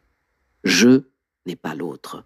Je est en fait complètement relié et dépendant du tout. Il est d'ailleurs primordial de reconnaître que ce processus de construction de l'ego est nécessaire au développement harmonieux d'un être humain. Il est hors de propos de remettre cela en question. Nous sommes alors en droit de nous demander pourquoi la vie aurait mis au départ un ego en place pour pouvoir ensuite nous faire découvrir son absence de consistance réelle. Simplement parce que, précisément, l'ego nous mène sur la voie. Sans lui, il n'y aurait pas de voie. Tout ceci apparaît comme un aller-retour, telle une saison succédant à une autre, telle une respiration. Notre histoire. Quel était ton visage avant que tes parents se rencontrent? Kuan Zen. Qu'est-ce donc que notre histoire? Votre histoire est un croisement incessant avec l'histoire des autres. Ce « je », l'ego, n'est pas indépendant du tout. C'est l'illusion d'une vague qui, faute d'une vision plus large de la réalité, pourrait dire « je suis libre et indépendante de l'océan ». Ce n'est pas plus vrai que cela. Mais il nous faut aller avec et non contre. C'est là que se construit la confiance en soi, saine estime de soi qui, en s'approfondissant, devient confiance en la vie. Vous êtes une forme différenciée, c'est un fait. Même l'être humain spirituellement réalisé l'est. Il naît, grandit, mûrit, puis meurt. Mais aucune chose du monde manifesté n'est séparée. Toutes choses sont interdépendantes, des soleils à vos cellules, des atomes aux galaxies. Mais l'homme, lui, prétend qu'il est indépendant et séparé. La racine en est la pensée. Je suis une entité indépendante du tout. Cela voudrait dire que nous ne sommes pas liés non plus aux causes simultanées de toutes les autres formes de vie. Est-ce vrai? Est-ce seulement possible? L'ego, le moi qui se croit séparé et indépendant, passe pourtant son existence entière à interagir avec le monde, avec autrui, le vent, les animaux, les insectes, avec toute chose. L'ego, utile pour définir que je suis cette entité différenciée, devient problématique lorsqu'il prend toute la place et que toutes les pensées tournent autour de lui et du maintien de son existence contre le reste, le tout dans l'illusion d'une perception du réel décrite dans le chapitre précédent. Ce monde de pensée n'existe que dans chacune des têtes de ces formes, les « je », qui se croient coupées et indépendantes les unes des autres. L'ego est donc différencié, mais absolument pas indépendant, ni coupé du reste du monde manifesté. C'est là une illusion profonde. Car il n'existe pas plus que la vague qui se dirait « Non, moi je suis libre de l'océan, libre de monter en grosse vague ou de descendre en creux à mon propre gré. Je veux être en pleine tempête, alors que le reste des vagues est calme. » Est-ce possible? Non. La vague est une partie de l'océan. Elle y est incluse et vibre avec l'ensemble. Mais l'illusion due à l'amplitude de l'océan, ou à l'inverse, l'illusion due au regard limité de la vague, fait qu'elle se croit libre. Elle ne perçoit qu'une partie si petite du tout qu'elle s'en croit indépendante. Elle le perçoit, mais plus que tout, elle croit à la pensée qui lui dit cela. Pour elle, cette pensée est une certitude indiscutable. Seule la perception pure et directe du contact et de l'interdépendance avec l'océan fera tomber l'illusion de l'indépendance de la vague. Voilà pourquoi toute spiritualité authentique invite à s'en remettre à plus grand que soi. Car le plus grand que soi remet les choses à leur place et nous invite à nous incliner devant le réel, la manifestation que nous percevons du tout. Dès lors, l'ego, la pensée « je » peut se cabrer. Il peut nous servir ce type de pensée. Quoi? S'incliner? Certainement pas. Mais il n'est question ni de faiblesse, ni de résignation. C'est là un énorme malentendu. Il est question de liberté intérieure. La seule réelle liberté. À nouveau, il ne s'agit nullement d'une résignation morbide, mais d'une vision du réel. Voir, et non plus penser, est la simple vision de l'évidence de ce qui est. Accepter pleinement d'être des entités différenciées mais interdépendantes en tout permet de voir clairement ce qui en découle. Car, telle la vague, nous sommes tous parcourus par le même courant, la vie. Dans l'immédiat, simultanément et à chaque instant, le présent souffle sur toute chose du monde manifestée. Cette vie passe à travers nous à la naissance et jusqu'à la mort, et même avant et après. Cette force de vie est présente tout le temps en toute chose, bien au-delà de la pensée. Cette prise de conscience émerge lorsque l'on se libère peu à peu de la pensée, et d'autant plus lorsqu'on observe clairement que la pensée « je » est insaisissable.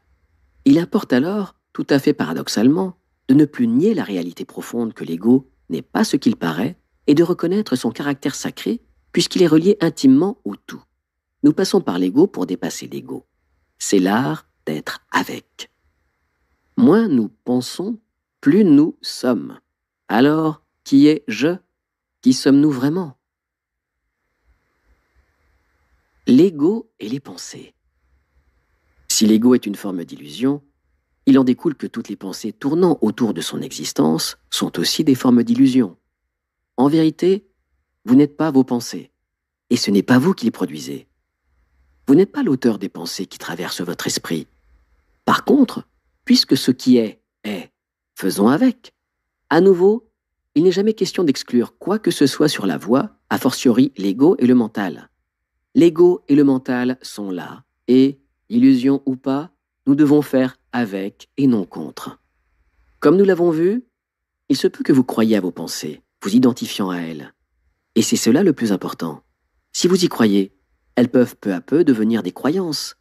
Et ces croyances forment des habitudes, des caractères, des façons de voir le monde et d'appréhender autrui.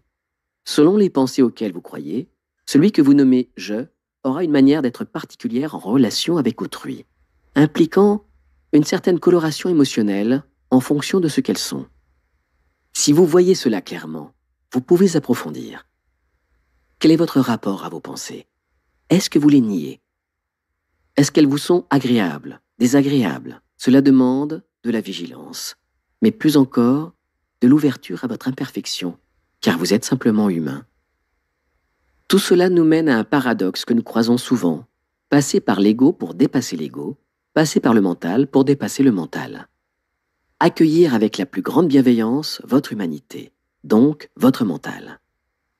Aimez-vous vous-même. C'est l'exact opposé de l'égocentrisme, et c'est ainsi que l'ego finit par se fondre dans l'océan d'amour. Si vous ne vous accueillez pas vous-même, comment espérer accueillir le réel, ou vos pensées, ou encore autrui? Ainsi, quelles que soient les pensées, pouvez-vous les accueillir? Voilà ce qui compte. Pouvez-vous les questionner, les mettre en doute? Car, ce faisant, vous entrez en amitié avec vous-même et pouvez retrouver la paix des profondeurs, au-delà des pensées qui font obstacle. Si vous n'êtes pas l'auteur de vos pensées, demandez-vous, qui voit ces pensées? Qui est l'observateur des pensées qui traversent votre esprit? La conscience. Soyez précis et patient autant que bienveillant. Procédez étape par étape dans la vision de vos pensées et voyez votre refus. Goûtez-le, accueillez-le et surtout, libérez-le. Laissez passer le flot des pensées, laissez-les vous traverser. Vous êtes là, au cœur du processus de transformation. Vos pensées sur le monde sont très souvent bien plus dures que le réel, mais ce sont les vôtres. Ou plus exactement, ce sont les pensées qui tournent dans votre esprit et auxquelles vous croyez. Lorsque vous cessez d'y croire parce que vous les avez vues en face, leur effet sur vous et sur votre perception du monde s'efface. Les pensées, sources de souffrance, passeront peut-être à travers votre esprit, mais vous ne les retiendrez plus, car vous n'y croirez plus. Votre moi croit à toutes les pensées-croyances. Mais si vous remettez en question ces pensées en vous demandant si elles sont vraies, qu'en émerge-t-il? Qui seriez-vous sans ces pensées? Qui seriez-vous sans votre histoire, sans vos douleurs et blessures passées? Êtes-vous ce flot de pensées partant dans un sens le matin et dans un autre le soir? Au final, êtes-vous vraiment qui vous croyez être? Le désir impossible à réaliser. Voyons maintenant les pensées liées au désir de faire telle ou telle chose, car bien entendu, les désirs du petit moi vont continuer à se présenter à vous. C'est tout à fait normal puisque nous sommes incarnés. Cependant, dans votre pratique, vous pouvez vous retrouver parfois face à un mur de refus pour lâcher une pensée. On peut distinguer 3 catégories de désirs. Le désir chimérique, le désir réalisable et le désir faussement réalisable. C'est ce dernier qui causera le plus de soucis. D'abord, voyons le premier, le désir chimérique. Vous avez une pensée d'un désir à réaliser. Laissons de côté l'émotion pour ne nous consacrer qu'à la pensée, c'est-à-dire à la racine même de l'émotion. Face à un désir fort qui monte et s'installe en nous, demandons-nous s'il peut se réaliser. Non pas s'il est réalisable dans le futur, mais plutôt s'il est cohérent. C'est la première question à nous poser. Par exemple, si vous souhaitez être millionnaire d'ici demain midi, je vous dirais que c'est tout à fait irréalisable. C'est donc une chimère et vous devriez pouvoir vous défaire de cette pensée. Par contre, si vous le projetez sur les 15 prochaines années, cela reste du domaine du possible.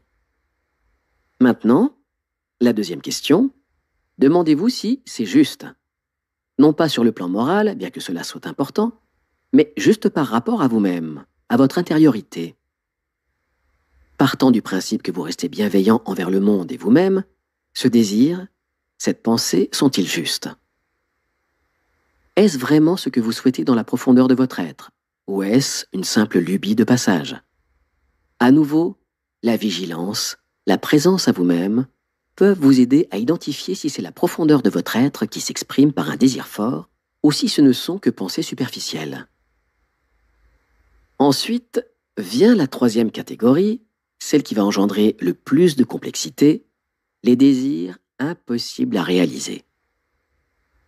Les pensées, comme nous l'avons vu, sont soit tournées vers le passé, si j'avais pu, si ça avait été ainsi, etc., soit vers un présent qui serait autre que ce qu'il est. J'aimerais que ce soit comme ça. Quoi? Mais c'est impossible, ça ne peut pas être vrai, etc. Elles peuvent en troisième lieu être tournées vers un avenir possible. Il faudrait que ce soit ainsi. J'ai peur que ce soit comme ça plus tard, etc. Dans les 3 cas, l'usage de la pensée renforce l'illusion pour 2 raisons cruciales. Ces pensées sont tournées vers un temps où il est impossible d'être. Nous ne pouvons pas être dans le passé, c'est impossible. Nous ne pouvons pas non plus être dans l'avenir. Nous ne vivons toujours que dans l'instant présent, sans aucune autre possibilité.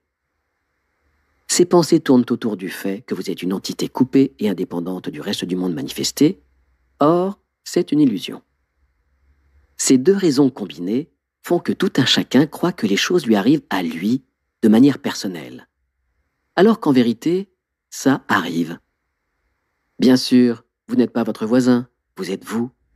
Mais lorsque les choses surviennent, si vous parvenez à prendre du recul, pouvez-vous observer que vous n'êtes qu'une part infime d'une immense toile qui dépasse ce que vous pouvez comprendre? Toutefois, si nous laissons de côté le fait que ça nous arrive pour simplement voir ce qui est arrivé, pouvons-nous répondre de manière plus adéquate en prenant juste un peu de recul? Certainement, d'autant qu'en vous exerçant à cela, vous remarquerez très vite que ce que nous pensons nous arriver à nous touche en fait de nombreuses autres personnes.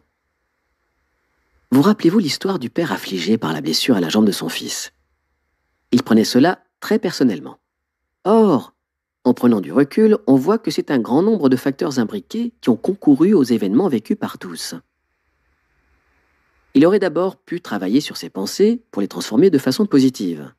Ensuite, il pouvait s'exercer à lâcher prise, à passer au-delà du moi, passer au-delà des pensées. C'était faire acte de foi, de confiance en la vie. Si vos pensées sur le réel sont presque tout le temps fausses, pouvez-vous demeurer confiant?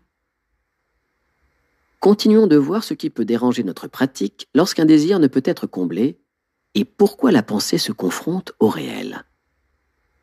Un autre trait du désir impossible à réaliser, imaginé par le mental, est de vouloir autre chose, appartenant souvent à un passé regretté, à la place de ce qui est déjà là. Or, 2 choses ne peuvent occuper le même espace. Reprenons l'exemple. Le père croit à la pensée. La jambe de mon fils ne devrait pas être cassée et il devrait pouvoir m'aider. Cette pensée a traversé son esprit et a retenu son attention. Il y a cru. Et cela a suscité chez lui une émotion et sans doute d'autres pensées, du type « cela m'arrive toujours à moi » Nous sommes malheureux dans la famille, le mauvais sort s'acharne, etc. Penser « elle ne devrait pas être cassée » n'a pas de sens. Nous parlons bien du refus de ce qui est. Ce qui n'empêche en rien de tout faire pour que la jambe guérisse, bien entendu. Tout cela n'a rien de personnel. Et nous pouvons même le vérifier car la suite des événements, accueillie comme une bénédiction pour son fils et lui, n'a rien de personnel non plus. La souffrance de cet homme est liée au fait qu'il refuse ce qui est et qu'il veut autre chose, une jambe saine, à la place de ce qui est, une jambe cassée. Cette pensée est tournée vers le passé. Le désir d'une jambe saine à la place d'une jambe blessée est donc impossible à réaliser. Une souffrance irréductible demeure tant qu'on reste fixé sur une impossibilité. Les pensées tournées vers une réalité impossible, le passé, le présent irréel ou l'avenir imaginé, produisent un désir impossible à réaliser dans l'instant. La seule chose à faire est de penser avec cette ouverture, étant donné ce qui est là, que puis-je faire dans l'instant pour la suite?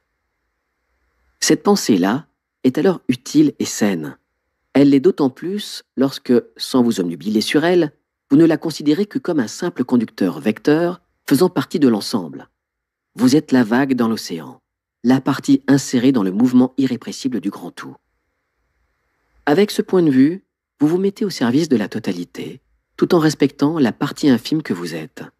D'ailleurs, cela se fait de soi-même. L'ego, en tant que partie, est alors à sa place et ne se prend plus pour le roi. Il est un serviteur du tout et, en tant que partie, joue son rôle. À nouveau, voici la phrase qui peut vous transformer. Ici et maintenant, étant donné ce qui est, que puis-je faire? Bien sûr, si la souffrance est là, il est nécessaire de ne pas la nier, car c'est aussi ce qui est. Il s'agit donc de pratiquer en même temps l'accueil de la souffrance, émotions, ressentis, etc., et le constat de la demande impossible. Ainsi, de jour en jour, il se cultive en vous une sorte de bienveillance. Tout ceci implique de voir ce qui est, d'être vigilant, ouvert et d'accepter autant votre intériorité, émotions, pensées, troubles, que ce qui se trouve à l'extérieur. Ceci constitue une part importante de la voie. À partir de là, toute chose peut vous faire progresser dans l'ouverture du cœur, l'accueil de ce qui est et approfondir votre compréhension de la voie. La paix intérieure se révélera peu à peu. Les voiles recouvrant la paix toujours présente en vous se dissiperont. Au lieu de projeter des regrets ou des craintes de l'avenir, la pensée peut se mettre au service du réel et, par là même, devenir utile dans le sens où l'intelligence propose un acte ou un lâcher-prise en fonction de ce qui est et non plus en fonction d'une impossibilité, ce qui aurait dû être, devrait être. Une pensée rafraîchie se fait jour. En conclusion, si la pensée « moi » se projette vers le passé, le présent ou l'avenir imaginé, les illusions combinées fabriquent un monde d'une totale irréalité. C'est l'une des raisons pour lesquelles il est traditionnellement dit que nous ne sommes prisonniers que d'une chose, nos pensées. Vous noterez qu'il n'est pas question de l'ego, mais des pensées, car la racine de l'illusion est une pensée. Je suis une entité séparée du tout. La vague est-elle séparée de l'océan? Pourtant, l'ego affirme exactement cette absurdité à chaque instant. Il l'affirme à travers une autre illusion, le temps psychologique. Voilà qui nous amène au sujet suivant, l'illusion du temps. Le moment présent. Lorsque votre attention est dirigée vers l'intérieur, que vous sentez votre corps énergétique et désengagez votre attention du mental, vous retrouvez immédiatement le calme et la présence. Si la situation exige une réaction, celle-ci émanera d'une source plus profonde. Tout comme le soleil brille infiniment plus que la flamme d'une bougie, il y a infiniment plus d'intelligence dans l'être que dans votre tête. Eckhart Tolle, le pouvoir du moment présent. Perception de l'illusion partagée du temps. L'humanité partage l'illusion du temps horloge, illusion ô combien pratique. C'est ce qui nous permet de fonctionner dans le monde manifesté pour nous rencontrer, partager du temps, projeter dans un avenir, imaginer collectivement, un rendez-vous, prévoir des vacances, etc. Et tout cela grâce à des pensées transformées en actes. Où que ce soit sur la surface du globe, l'humain fonctionne au travers de ce temps horloge. Pourtant, cette illusion est déjà en elle-même bien relative, puisqu'au moment et à l'endroit où vous lisez ces mots, ce temps est différent ailleurs sur la planète. Mais il existe une autre forme d'illusion du temps, le temps intérieur subjectif, le temps psychologique. Il est produit et entretenu par les pensées projetées dans un temps imaginaire, le passé ou le futur. Le flot incessant des pensées tournant dans le mental construit l'illusion d'un mouvement qui s'écoulerait vers l'avenir. Mais cet avenir n'existe pas dans le présent. La seule réalité qui existe vraiment est l'instant. Ce processus d'engendrement des pensées se fait, répétons-le, mécaniquement, sans qu'on en ait véritablement conscience. Il se projette dans un sens ou l'autre du temps et nous exile de l'instant, puisque nous ne le vivons pas, mais le pensons. C'est pourquoi certaines pratiques spirituelles insistent tant sur le retour à la sensation du corps, pour revenir à l'instant présent. La sensation ancrée dans le corps éteint la pensée. Dès lors, nous sommes en conscience et plongeons dans l'instant tel qu'il est, ici et maintenant. Sans cela, nous restons trop dans le mental, sans choix véritable, hypnotisés par le flot continuel des pensées. Si nous avions le choix, cela ne poserait pas de problème. Mais nous n'avons pas le choix, jouet de nos pensées et des émotions qui en découlent. Comment faire alors pour en sortir? Comment vivre l'instant tout en continuant d'utiliser la pensée sans en être victime? Une seule issue, la vigilance et la conscience qui l'accompagnent. Quand pouvons-nous être vigilants? Maintenant. Être dans ce qu'on appellera le présent déjà là. Le présent déjà là. Lorsque nous entrons de plein pied dans l'instant, se produit un phénomène qui nous le fait goûter. Nous vivons alors intégralement ce qui se passe en nous, sensations, émotions, pensées, et autour de nous. D'un certain point de vue, nous pourrions prétendre que cela renforce l'idée que nous sommes indépendants vis-à-vis de l'extérieur. Mais il n'en est rien. Au contraire, nous percevons en fait, de manière aiguë, à quel point tout est lié.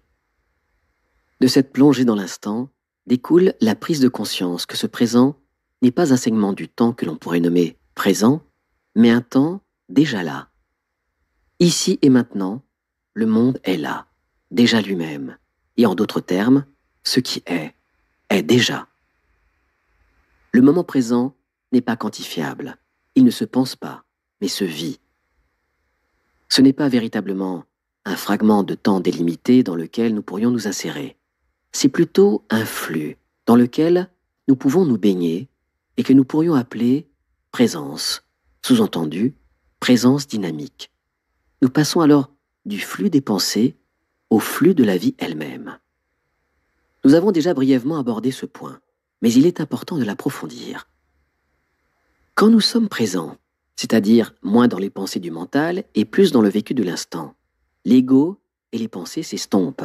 Le monde manifesté est perçu comme étant spontanément déjà là.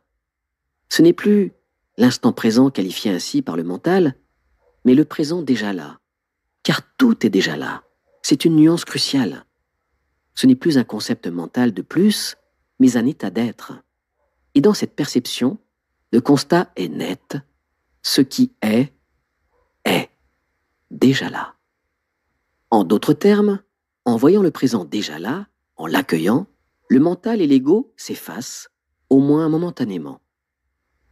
Ne demande point que les choses arrivent comme tu le désires, mais désire qu'elles arrivent comme elles arrivent, et tu prospéreras toujours. Ce qui trouble les hommes, ce ne sont pas les choses, mais les opinions qu'ils en ont. Épictète. Voyons concrètement quelle en est l'application quotidienne possible. Vous pouvez faire l'exercice suivant. Pouvez-vous empêcher dans l'immédiat que l'instant soit ce qu'il est? Non, il est ce qu'il est. Le présent est. Il est déjà là, sous vos yeux. Faites l'exercice.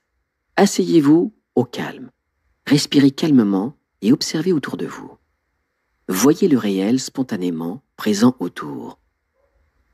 Rien ne peut faire qu'il soit autrement dans l'instant. L'instant présent est spontanément existant, partout, ici et maintenant, à chaque instant. Être inséré dans l'instant présent, c'est constater que nous sommes une part d'une réalité qui nous dépasse complètement. Vous constaterez qu'il se produit alors une trouée au sein même des pensées. Pouvez-vous voir qu'un espace se produit entre les pensées? En nous libérant des pensées, nous pouvons voir qu'à chaque instant du déjà là, la vie nous place dans un théâtre universel et nous demande de jouer notre rôle. Retournons à la simplicité. Comme un musicien, nous n'avons pas écrit notre partition, nous ne sommes pas chefs d'orchestre, et chaque note se joue uniquement dans le présent. La naissance et la mort marqueront le début et la fin de notre partition unique. Nous avons donc simplement à être. Être des conducteurs de ce flux de vie qui nous traverse et dont nous ne sommes pas propriétaires. Nous ne pouvons goûter cela qu'en remettant en question la validité prétendue de nos pensées et en goûtant nos émotions sans les nier. Cela indique que vivre à partir de cette ouverture à l'instant demande vigilance, mais aussi une forme de courage pour vivre pleinement nos existences avec tout ce qu'elles peuvent comporter. En faisant feu de tout bois, grâce à la richesse même de la vie, nous devenons chaque jour plus ouverts et plus profonds intérieurement. En observant nos pensées et en ne suivant plus leur monde imaginaire, nous entrons dans le monde tel qu'il est, changeant, fluide, sans cesse nouveau. Quelle est la réalité de ce qui est dans l'instant? Chaque cause est la conséquence d'une autre. Tout est en interaction permanente avec tout. Ainsi, notre propre partition participe d'une symphonie si vaste que l'esprit humain ne peut la concevoir. Le tout ne peut être perçu par la partie, c'est simplement impossible. Alors, revenons à l'extrême simplicité de vivre ici. Afin de revenir au réel, je propose souvent de poser cette question: quelle est la réalité de ce qui est, dans l'instant? Que me demande la vie par l'intermédiaire des situations ou des personnes? Penser cela, est-ce vrai? Est-ce possible? Relié au réel? Fais-je de mon mieux pour voir le réel tel quel? Travailler sur nos pensées pour les laisser partir et nous en libérer nous rend libres de voir ce qui est. Nous jouons notre rôle, bien sûr, mais sans y être attachés. Nous répondons de manière plus fluide à ce que nous demande la vie. Depuis cette perspective infiniment plus vaste, la compassion vis-à-vis de l'autre et de nous-mêmes naît spontanément. Et les questions « pourquoi ? Dans quel but ?» se noient dans le mystère, car nul n'a de réponse à cela. La vague demande-t-elle à l'océan « pourquoi ? Pourquoi suis-je une vague ? Où vas-tu, vaste océan ?» La fraction qu'est l'ego ne peut répondre aux questions du sens de la totalité. Où pouvons-nous aller? Pourquoi vivre? Ces questions sont laissées de côté, non pas par abandon morbide, mais simplement parce que la réponse n'est pas du niveau de la question. Quel est le goût de la fraise? Le savez-vous avant de l'avoir goûté? L'expliquer ne changera rien et ne remplace aucunement l'expérience. Les mots qui sont reliés à la pensée ont leur importance, mais deviennent aussi des pièges lorsqu'ils la remplacent. La fin du mental, c'est la fin du pourquoi métaphysique. C'est la naissance d'un abandon au réel, d'un relâchement dans le flot de la vie. Est-il possible d'avoir une réponse au mystère insondable du monde? Voulez-vous continuer à vous en protéger? Ou voulez-vous plonger et commencer à nager dans cet océan? La voix nous invite à nous laisser parcourir par le souffle de la vie et jouer notre rôle dans l'espace-temps qui nous est imparti. Nous sommes dès lors vibrants de vie. Nous vivons pleinement, y compris une vie active pleine autant que des temps calmes. Nous pensons de moins en moins notre existence pour de plus en plus la vivre. Et si parfois la vie, dans l'instant, nous demande une réponse forte, directe et sans détour, alors nous la donnons. Afin de ne pas nous perdre dans des détails que pourrait nous proposer encore le mental, tranchez directement dans votre illusion, et si vous êtes un peu confus, revenez à la sensation du corps et respirez simplement. Puis, posez cette question, qui est toujours un magnifique support. Dans l'instant, étant donné ce qui est, que me demande la vie? Que puis-je faire pour l'instant qui suit? La réponse sera inévitablement accueillie dans l'instant qui suit et sera de nouveau le présent déjà là. Le présent est comme un socle. Lorsque vous intégrez le moment présent, vous pouvez ressentir que ce déjà là lui-même vous accueille. Le présent est toujours là. Quoi que vous fassiez, que vous restiez des jours entiers uniquement dans votre mental, exilé de l'instant réel, si vous revenez à l'instant présent, il est là. Le présent déjà là vous accueille. Le présent est comme un socle, une terre qui vous porte, un souffle qui vous traverse. Cela est extrêmement rassurant d'un certain point de vue. Quoi qu'il se produise, le présent est là, et vous pouvez prendre appui sur lui. Tel événement semble une difficulté, une souffrance? Peut-être, mais c'est néanmoins votre point de départ. C'est là votre support et le point d'appui pour la suite. En vérité, ce déjà-là est un réel tout compatissant. Nous n'avons pas à faire lorsque nous revenons à lui, mais simplement à être. Une fois que nous sommes libérés de la pensée, l'action prend place naturellement si elle doit être faite. Rien n'est fait prématurément. La naissance de l'émotion. Dans notre vécu de ce présent, nous pouvons faire l'expérience de l'émotion d'une manière toute nouvelle. L'émotion peut être en elle-même le facteur déclencheur d'une hausse de vigilance. En effet, imaginons que vous n'êtes pas très vigilant à un moment donné de votre quotidien et qu'il se produise un événement qui vous touche. L'émotion se lève en vous, et alors, au lieu de vous laisser emporter, vous pouvez revenir à l'instant présent avec une hausse de vigilance et vous servir précisément de cette émotion pour approfondir votre présence. Cela change tout. Car au lieu de prendre l'émotion comme faisant obstacle à votre paix, à votre vigilance, vous la prenez comme un signal, vous indiquant que vous avez quitté la réalité et votre accueil de ce qui est, pour plonger dans un refus du réel. L'émotion, la souffrance, même la petite souffrance, vous indique qu'une pensée a traversé votre esprit, que vous y avez cru. Celle-ci, sans avoir été remise en question, a provoqué une émotion. L'émotion est toujours précédée d'une pensée. Toujours, même si vous ne la voyez pas. Voilà une autre raison pour questionner vos pensées. Mais pour les questionner, il faut les voir en face, en prendre conscience, puis les laisser partir une fois que vous avez clairement compris l'inutilité d'y croire. La vigilance, l'ancrage au corps et à la sensation d'être ici et maintenant demeurent les pierres angulaires de la pratique. La pensée, l'émotion et le corps. L'émotion naît lorsque vous refusez que ce qui est soit dans l'instant. Vous voulez, ou plutôt la pensée à laquelle vous croyez, veut autre chose à la place de ce qui est. Or, cette place-là est déjà prise par le réel. En résumé, le conflit se joue parce qu'une pensée vient se calquer sur le réel. Elle le déforme, voire le nie. Votre imaginaire créé par la pensée et le réel s'affrontent et engendrent un refus. De ce refus découle l'émotion. Il y a friction. Mais par-dessus ce premier refus peut se glisser un second, celui de votre émotion. C'est pourquoi il est difficile au début de dénouer et d'accueillir tout cela. Simplement parce qu'il demeure en nous de multiples strates d'émotions, de refus, de croyances accumulées. Soyez donc bienveillant sur votre chemin, tout en restant fidèle à votre ressenti, dans le respect du réel.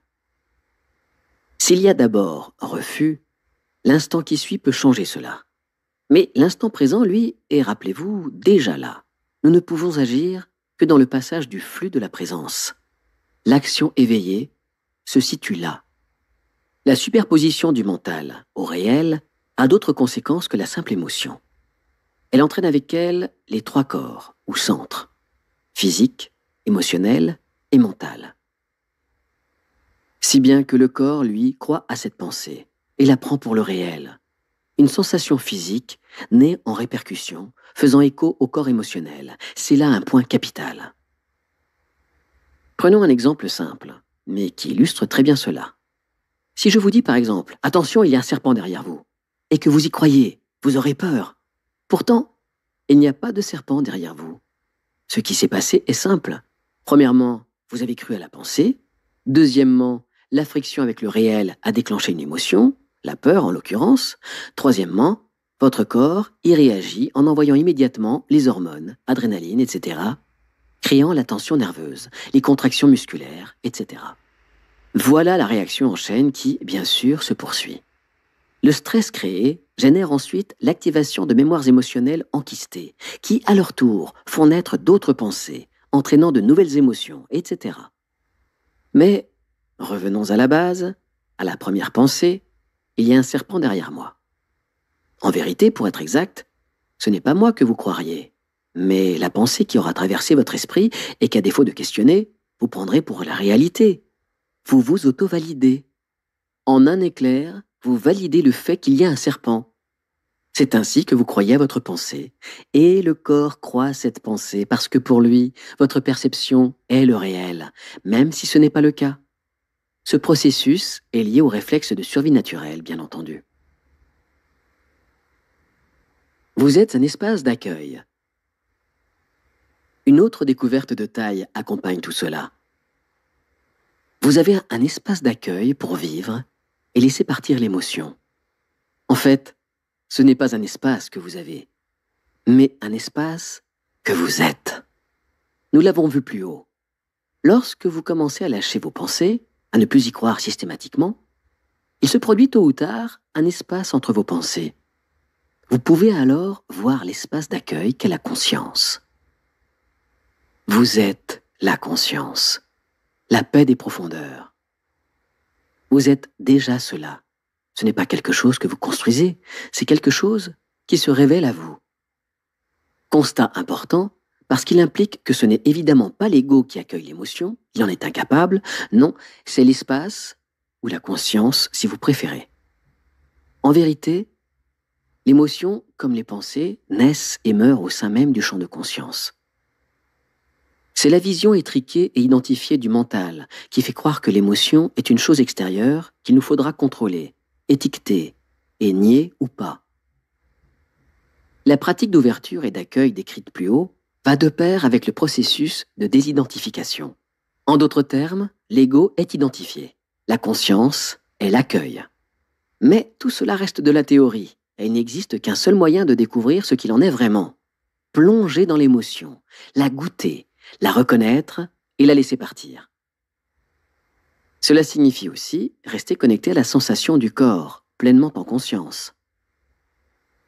Soyez attentifs pour aller plus loin encore. Vous êtes un espace d'accueil, certes, mais non un espace de recueil. Vous accueillez, oui, mais vous laissez partir aussi. Ne retenez ni vos émotions, ni vos pensées. Rassurez-vous, vous n'allez pas devenir insensible, bien au contraire. Vous allez devenir ce que vous êtes déjà, vaste. C'est-à-dire pouvoir vivre pleinement tout ce qui est en vous-même et en dehors de vous-même. Ensuite, lorsque votre pratique d'ouverture et de vigilance s'affine, vous pouvez voir que l'émotion débute souvent de manière beaucoup plus subtile et bien plus tôt que ce que vous pouviez percevoir auparavant. Si l'on imagine l'émotion comme une vague qui débute toute petite pour croître, vous percevez le moment où l'émotion naît. Vous sentez l'amorce de la vague. Votre pratique s'affine. Vous devenez plus ouvert, plus perceptif au niveau physique, émotionnel et mental. Vivre ainsi l'émotion vous apporte une nouvelle intelligence émotionnelle. Le processus alchimique qui transforme l'énergie brute de l'émotion vous mène aux portes d'un sentiment plus vaste et plus stable. Mais cela reste aussi très organique, car nous sommes incarnés. Cela vous ouvre les portes d'une cohérence physique, sexuelle, émotionnelle et mentale nouvelle. Bien sûr, rien n'est parfait, et vous ne serez jamais parfait. Mais le fonctionnement même de votre rapport au monde change bel et bien en profondeur. Il se peut même qu'avec le temps, vous découvriez que votre pratique devient d'elle-même intelligente, fine, comme ayant sa vie propre. Ce n'est plus une pratique, mais simplement une intelligence de vie qui n'est pas à vous, mais qui œuvre en vous. Accueillir est une position intérieure signant le dépassement du mental et de l'ego. Accueillir et laisser partir est un acte d'ouverture. Cependant, on ne peut accepter pour s'en libérer que ce que l'on reconnaît en face. Ainsi, on accepte et on dépasse une peur d'autant plus qu'on la connaît vraiment. Et si le mental regimbe, c'est parce qu'il ne veut pas perdre le contrôle. Il préfère les habitudes, le connu, le train-train. Affronter sa peur, c'est faire face à la peur du changement, la perte du contrôle. Cela impliquerait que vous commenciez à lâcher prise et à aller avec le mouvement de la vie plutôt que contre lui. Toutefois, soyons encore plus précis. Affronter ne doit pas impliquer le combat, mais au contraire, le non-combat. De la même manière qu'un grand maître d'arts martiaux n'a pas besoin de se confronter à l'autre pour vaincre. Son non-agir ou son acte sur fond de lâcher-prise sera sa victoire.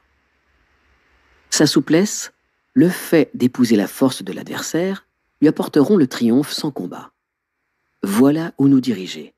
Faire avec tout ce qui est.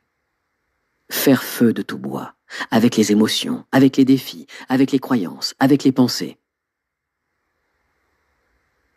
L'inévitable changement. Faire avec ce qui est, c'est revenir à la simplicité. Lâcher toute prétention, y compris la plus subtile, la prétention du chercheur spirituel ou du soi-disant bon disciple. Lâcher cela, c'est aussi ce qui permet de revenir à ce qui est.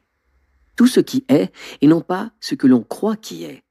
Et cet ensemble inclut le changement incessant. Danse silencieuse et permanente du réel qui se vit jusque dans le corps. Depuis le balancier des saisons, jusqu'à vos humeurs du matin et du soir, d'avant et après ce coup de fil, d'avant et après ce mal de ventre. Depuis le constat des variations de vos pensées, jusqu'à l'indicible paix des profondeurs. Faire un avec ce qui est. Voilà la possibilité d'une vie complète, car pleinement vécue. Le changement est inévitable, à tous les niveaux, et vous le sentez. Au fond de nous, chacun le sait, mais de façon inconsciente. Sinon, notre attitude serait bien différente, à l'intérieur comme à l'extérieur. Le changement bouscule tout, surtout l'ego et le mental qui résistent au changement profond. L'ego souhaite tout contrôler. Il déteste le changement, mais par-dessus tout, il craint, vous craignez, de souffrir. Vous pensez que vous allez souffrir. Il importe là d'accueillir l'envie de rejeter notre ombre, d'accueillir notre propre imperfection. Accueillir notre pensée, ici, simplement, et la relâcher. C'est paisible, et tout à fait simple en fait, le voyez-vous? Si vous faites preuve de vigilance, vous pouvez voir les peurs plus clairement. À partir de là, vous êtes avec ces peurs, et non plus contre elles, et ce, d'autant plus qu'elles sont mises en lumière, qu'elles ne travaillent plus dans l'ombre avec les pensées mécaniques qui tournent en rond. Les peurs ne vous rongent plus, mais vous dansez avec. Pouvez-vous accueillir vos pensées? Pouvez-vous accueillir vos peurs, vos émotions, vos doutes? Posez-vous la question. Cela ne revient-il pas à vous accueillir vous-même? Bien sûr que oui. Nous avons fait le tour. D'abord, questionnez vos pensées, les tourner en pensées positives, puis les lâcher complètement. Lâcher les pensées fait percevoir des trouées entre les pensées, l'espace d'accueil. Vous pouvez voir que vous n'êtes pas vos pensées, vous êtes la conscience qui accueille. Vous êtes vaste. Vous n'êtes pas cet aimable petit moi. Mais la pratique continue, bien entendu. Il faut être patient et persévérant. Accepter les défis que va vous apporter votre pratique, c'est accepter le changement et les peurs qui les accompagnent. Reconnaissez vos peurs tapies dans l'ombre de ces défis. Goûtez-les. Cela demande une grande audace. Mais, vous verrez, elles perdront de leur force et vous finirez par gagner de l'énergie. Tout défi porte en lui les germes du changement. C'est pourquoi ce sont des défis. Et l'existence n'est faite que de changements permanents. Mieux vaut alors leur emboîter le pas que leur résister. Voilà le cœur de l'enseignement. Accompagner le mouvement, plutôt que de lutter contre. Accueillir et laisser partir, comme une respiration. Derrière cela, répétons-le, ce n'est pas l'ego qui accueille, mais l'ouverture en vous. Cette ouverture est liée à la vigilance, à la présence à l'instant. Cette présence à l'instant est la non-résistance intérieure. Voir votre pensée et la laisser partir. Ayez le courage de vivre votre existence pleinement. Et pleinement signifie avec les deux mouvements de la vie. Un flux fort vous accompagne. Vous ne pouvez être entier que si vous êtes dans la danse, et la danse offre deux figures. Un moment d'expansion et un moment de rétractation encadrant une pause. C'est le mouvement naturel de développement et de décroissance de la vie. C'est toujours yin, puis yang, puis yin à nouveau avec toutes les subtiles nuances qui constituent la richesse et la complexité du monde, aussi bien pour le monde extérieur que pour notre monde intérieur. Vivre pleinement, c'est vivre en relevant ces défis-là, petits ou grands, pour en faire une opportunité de grandir intérieurement. Cela ouvre la possibilité de retrouver cette paix intérieure qui est toujours dans notre profondeur. Et si, extérieurement, le défi ne semble pas porter les fruits attendus, ne perdez pas espoir. Peut-être qu'autre chose se trame en vous et sans vous. La vie vous porte à chaque instant. Le sentez-vous? Le voyez-vous? Vous participez déjà au grand mouvement. Voilà pourquoi nous pouvons parler de danse de la vie dans son infinie bienveillance. Nous pouvons y participer avec notre cœur. La vie vous danse, ici et maintenant, partout et toujours. Il s'agit de le vivre et non de le penser. Voyez-vous clairement maintenant que vous n'êtes prisonnier que de vos pensées? Bienvenue sur la voie. Vous venez d'écouter Se libérer des pensées de Lionel Cruzille, lu par Damien Viteka, une production d'Audible Studio.